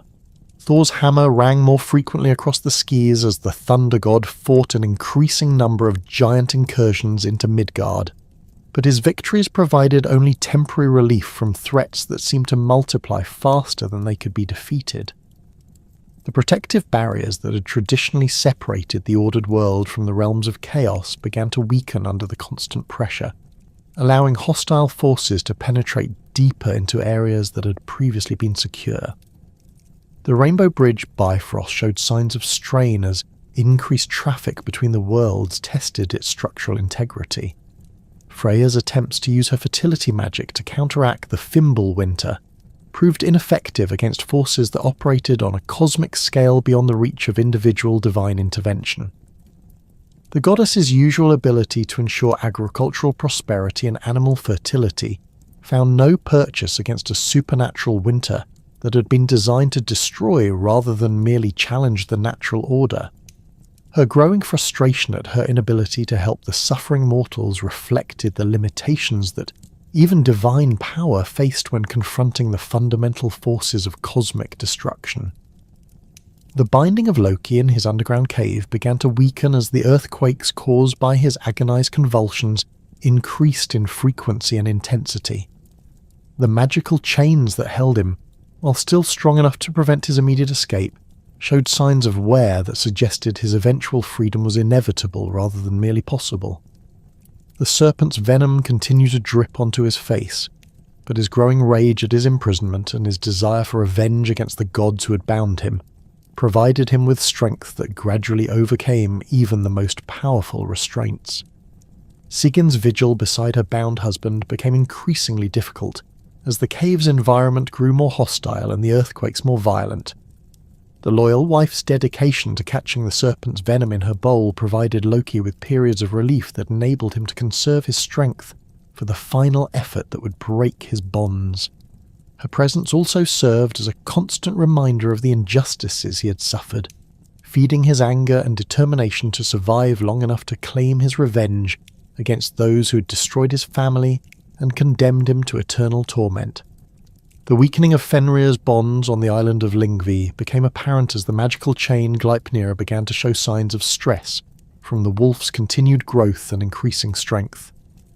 The impossible materials that had been used in the chain's construction maintained their supernatural properties, but the wolf's own supernatural nature enabled him to gradually overcome even these magical restraints.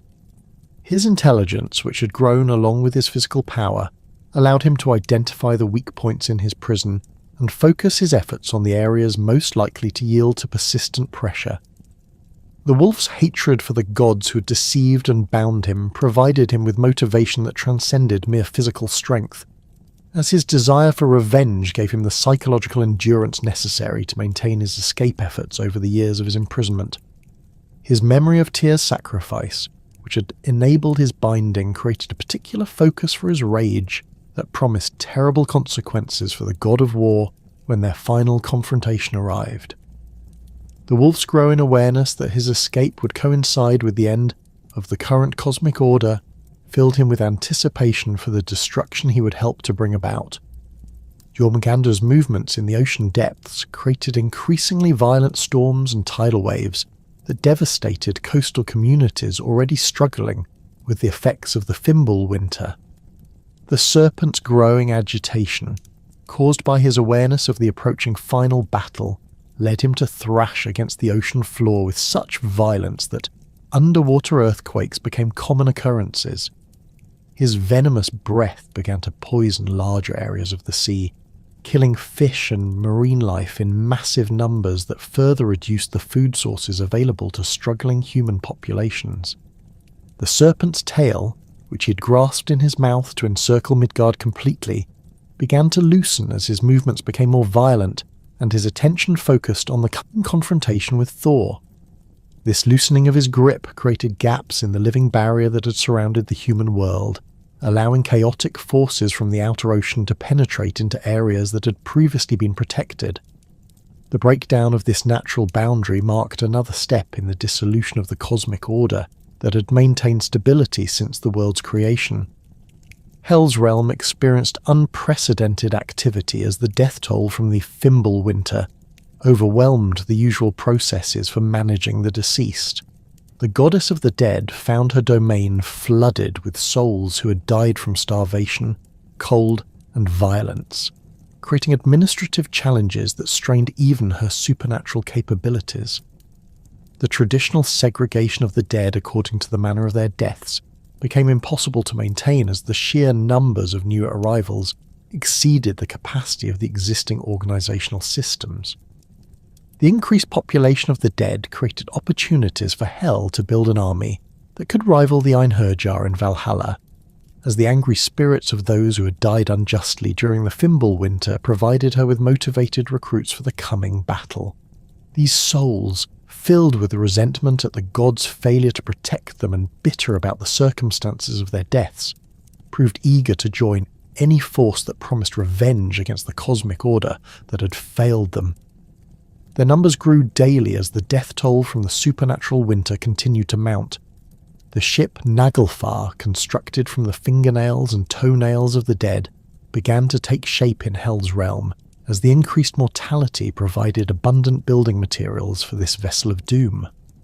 The ship's construction represented a collaborative effort between the forces of chaos, as giants, monsters, and the dishonored dead worked together to create a vessel capable of carrying an army to the final battle.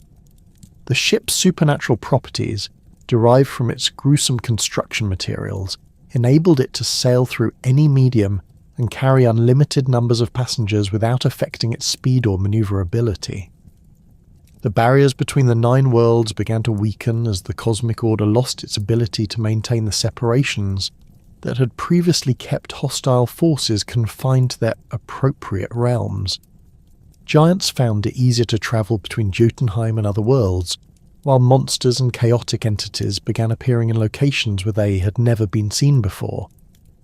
The breakdown of these boundaries created a cascade effect where each successful penetration made subsequent breaches easier to achieve and harder to repair. Heimdall's watch from his position on Bifrost became increasingly difficult as the number of threats requiring his attention multiplied beyond his ability to track them all simultaneously. The Guardian of the Rainbow Bridge found himself forced to choose which incursions to report and which to handle personally, as his supernatural senses were overwhelmed by the sheer volume of hostile activity occurring across all the worlds. His horn Gjallarhorn, which would signal the beginning of Ragnarök, remained ready for the moment when the final crisis would begin. The fire giants of Muspelheim began their preparations for the final assault as Surtur sharpened his flaming sword and gathered his forces for the march that would end the current age. The realm of fire experienced increased activity as weapons were forged and strategies developed for the coming battle, while the sons of Muspel prepared for their prophesied ride across Bifrost that would break the Rainbow Bridge and signal the beginning of the end. Their anticipation of the coming destruction was matched by their eagerness to fulfill their cosmic role as agents of renewal through fire. The cosmic machinery that had maintained order since the world's creation began to show signs of fundamental breakdown as the accumulated stresses of the approaching end times exceeded its design tolerances. The daily journey of the sun across the sky became increasingly erratic as the wolves Skoll and Hati drew closer to their quarry, while the phases of the moon grew irregular as similar supernatural predators pursued their celestial prey. The stars themselves began to flicker and dim as the cosmic fires that sustained them were affected by the growing chaos. Yggdrasil, the world tree that connected all 9 realms, began to show signs of distress as the dragon Nidhogger's gnawing at its roots intensified, and the 4 stags that browsed on its branches consumed ever larger portions of its foliage. The tree's leaves, which had previously provided food for Hydrun and supported the ecosystem of Asgard, began to wither and fall as the tree's vitality was sapped by the increasing damage to its root system. The Norns' daily efforts to preserve the tree through applications of water and clay from the Well of Erd proved insufficient against the accelerating rate of destruction. The Well of Erd itself began to show signs of contamination as the cosmic chaos affected even this most sacred source of divine law and justice. The water's previously crystal-clear appearance became cloudy and discoloured, while its ability to preserve and sanctify began to diminish noticeably.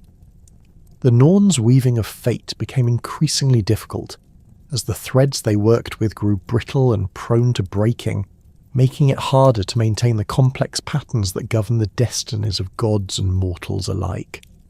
Human civilization's final collapse accelerated as the last vestiges of organized society crumbled under the combined pressures of environmental catastrophe and moral decay. The few remaining communities that had managed to survive the worst effects of the Fimbul winter found themselves unable to maintain even basic cooperation as resources became too scarce to support group survival. The knowledge and skills that had taken generations to develop were lost as their practitioners died, without being able to pass on their expertise to successors who were too focused on immediate survival to learn complex crafts. The stage was now set for the final act of the cosmic drama, as all the forces that had been building throughout the age of the world prepared to converge in the ultimate battle that would determine whether the current order would survive or be swept away to make room for something entirely new. The gods' preparations in Asgard, the giants' mobilization in Jotunheim, and the stirring of monsters and chaotic forces throughout all the worlds created a situation where the slightest additional pressure would trigger the cataclysmic events that would reshape reality itself. The preservation of Norse mythology through the turbulent centuries following Scandinavia's conversion to Christianity represents one of the most remarkable examples of cultural transmission in medieval Europe. The myths that had once formed the living religious beliefs of entire populations survived primarily through the dedicated efforts of Icelandic scholars and storytellers who recognized the irreplaceable value of their ancestral traditions.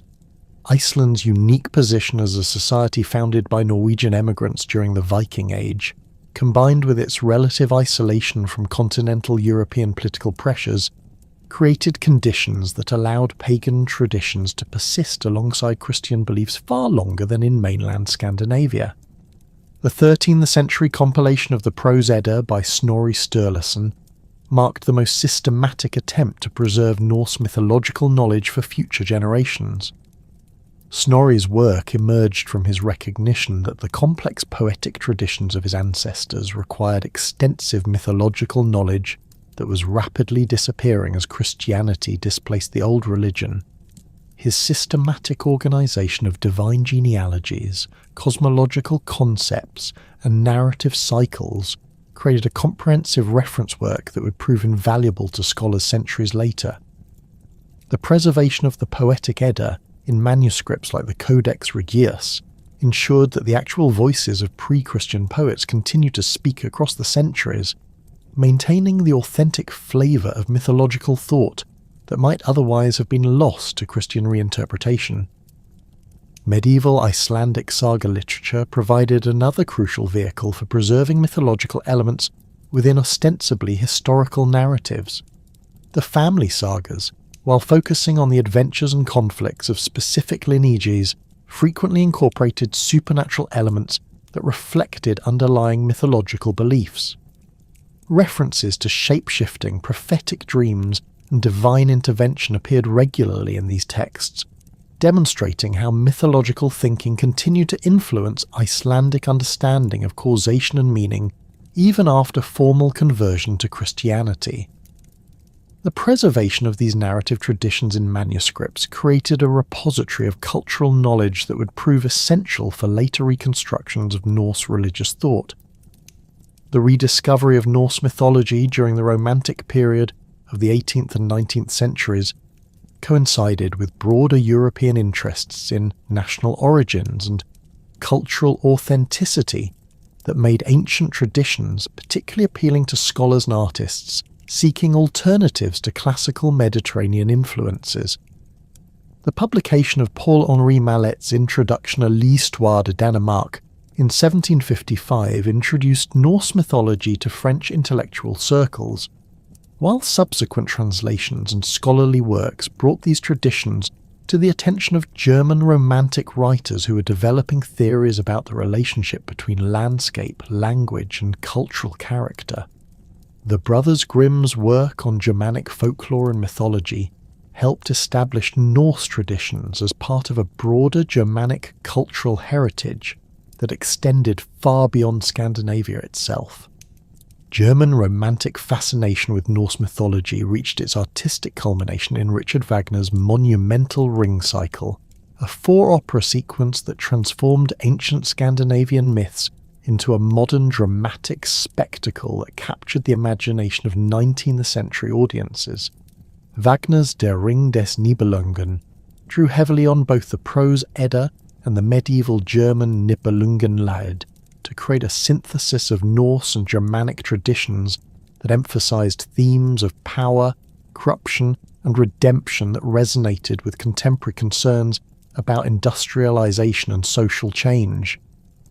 The composer's innovative use of leitmotifs to represent different characters and concepts created musical associations that have continued to influence how modern audiences understand Norse mythological figures.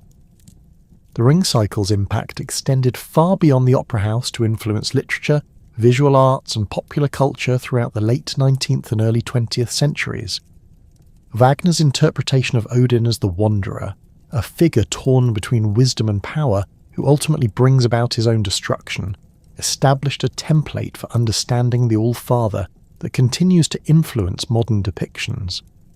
The composer's emphasis on the cyclical nature of cosmic destruction and renewal, combined with his focus on the tragic consequences of seeking power through morally questionable means, created thematic frameworks that would be echoed in countless subsequent works. The influence of Norse mythology on modern literature extends from the foundational works of fantasy literature to contemporary novels that continue to mine these ancient traditions for inspiration.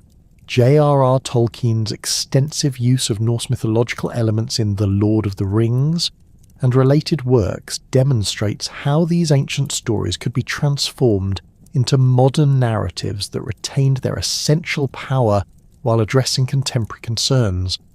Tolkien's dwarves, with their underground halls and masterful craftsmanship, clearly derive from Norse traditions, while his conception of elves as immortal beings caught between the mortal world and otherworldly realms reflects similar tensions found in Norse sources. Neil Gaiman's American Gods and Norse mythology represent more recent attempts to translate these ancient traditions into forms accessible to modern readers, while maintaining respect for their original cultural contexts. Gaiman's work demonstrates how Norse mythological themes of identity, transformation, and the relationship between old and new continue to resonate with contemporary audiences facing their own cultural transitions.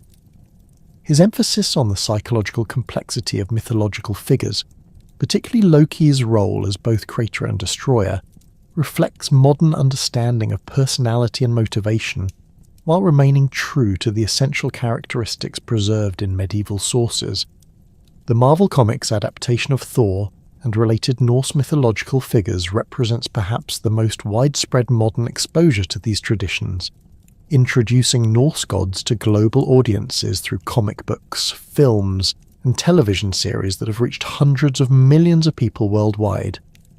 While these adaptations necessarily simplify and modify the original myths to fit modern entertainment formats, they have succeeded in maintaining public interest in Norse traditions and encouraging further exploration of their sources.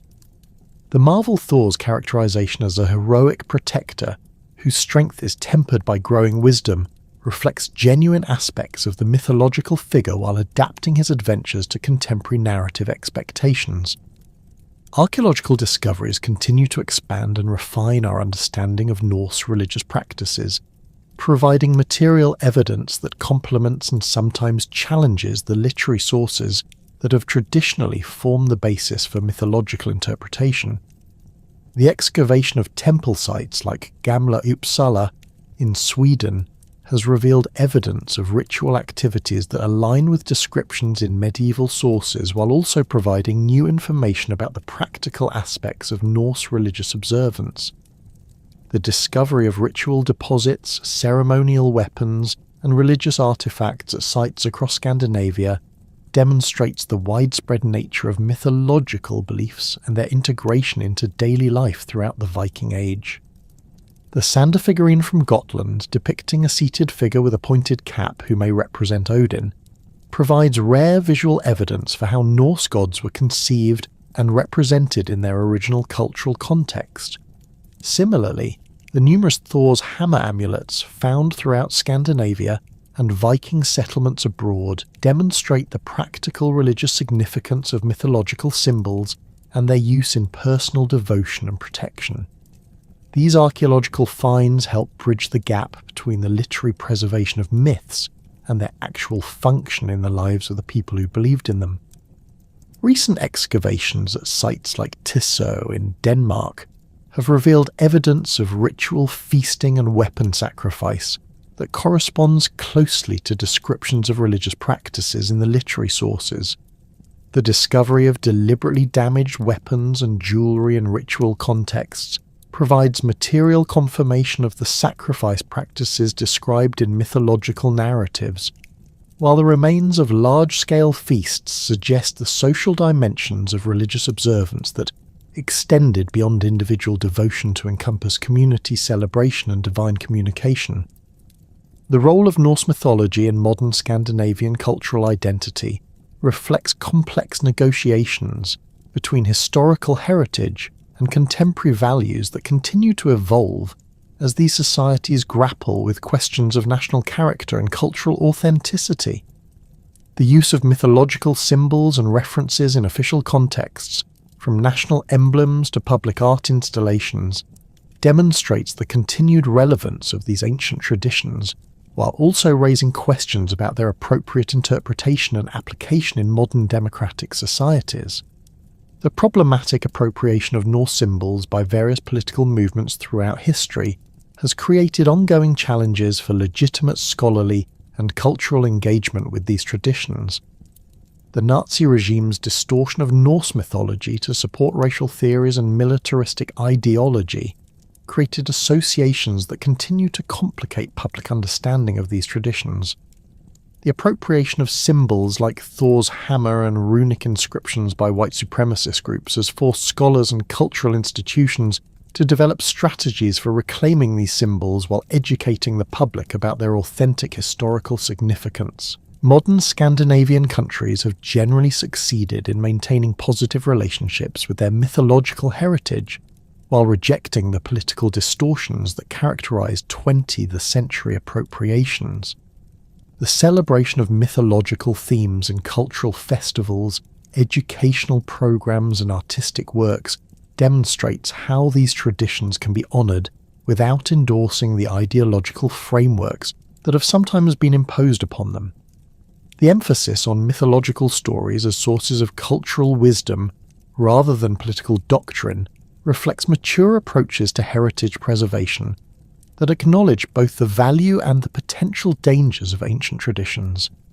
The academic study of Norse mythology has evolved significantly since the 19th century Romantic period, with modern scholars employing interdisciplinary approaches that combine literary analysis, archaeological evidence, comparative mythology, and anthropological insights to develop more nuanced understandings of these traditions. The recognition that mythological narratives served multiple functions within their original cultural context has led to more sophisticated interpretations that avoid the oversimplifications that characterized earlier scholarship. Contemporary research on Norse mythology increasingly emphasizes the diversity of belief and practice that existed within Viking Age Scandinavia, challenging earlier assumptions about unified mythological systems and standardized religious observances. The discovery of regional variations in ritual practices and symbolic representations suggests that Norse religion was more flexible and adaptive than previously understood, with local communities developing their own interpretations of mythological themes while maintaining connections to broader Scandinavian traditions. The digital age has created new opportunities for preserving and sharing Norse mythological traditions through online databases, virtual museum exhibitions, and interactive educational resources that make these materials accessible to global audiences. The digitization of medieval manuscripts has enabled scholars worldwide to access primary sources that were previously available only to specialized researchers, while translation projects have made these texts available in numerous languages. These technological developments have democratized access to Norse mythological materials, while also creating new challenges related to quality control and interpretive accuracy. The influence of Norse mythology on contemporary popular culture extends far beyond literature and film to encompass video games, music, fashion, and lifestyle movements that draw inspiration from Viking Age aesthetics and values. The popularity of historical reenactment groups focused on Viking Age culture demonstrates ongoing public fascination with these traditions, while the growth of modern pagan movements that attempt to reconstruct ancient Norse religious practices reflects deeper spiritual interests in these mythological systems. The educational value of Norse mythology continues to be recognized in academic curricula that use these stories to teach about medieval history, comparative religion, and cultural development. The psychological complexity of mythological narratives provides valuable material for discussions about human nature, moral decision-making, and the relationship between individual agency and cosmic forces. The mythological emphasis on the inevitability of change and the cyclical nature of destruction and renewal offers perspectives on environmental and social challenges that remain relevant to contemporary concerns. The preservation and interpretation of Norse mythology represents an ongoing collaborative effort between scholars, cultural institutions, and the general public that requires careful balance between accessibility and accuracy. The challenge of making these ancient traditions relevant to modern audiences while maintaining respect for their original cultural contexts continues to drive innovation in educational and cultural programming. The success of this effort will determine whether Norse mythology continues to serve as a living source of cultural wisdom or becomes merely an academic curiosity preserved in museums and libraries. The enduring appeal of Norse mythology lies in its unflinching examination of fundamental questions about existence, morality, and meaning that transcend the specific cultural contexts in which these stories originated. The mythological emphasis on courage in the face of inevitable defeat, the complex relationship between order and chaos, and the recognition that even gods must face the consequences of their actions continues to resonate with audiences seeking frameworks for understanding their own challenges and choices. As long as humans grapple with questions of identity, purpose, and mortality, the ancient voices preserved in Norse mythology will continue to offer insights and inspiration that bridge the centuries between the Viking Age and our own time.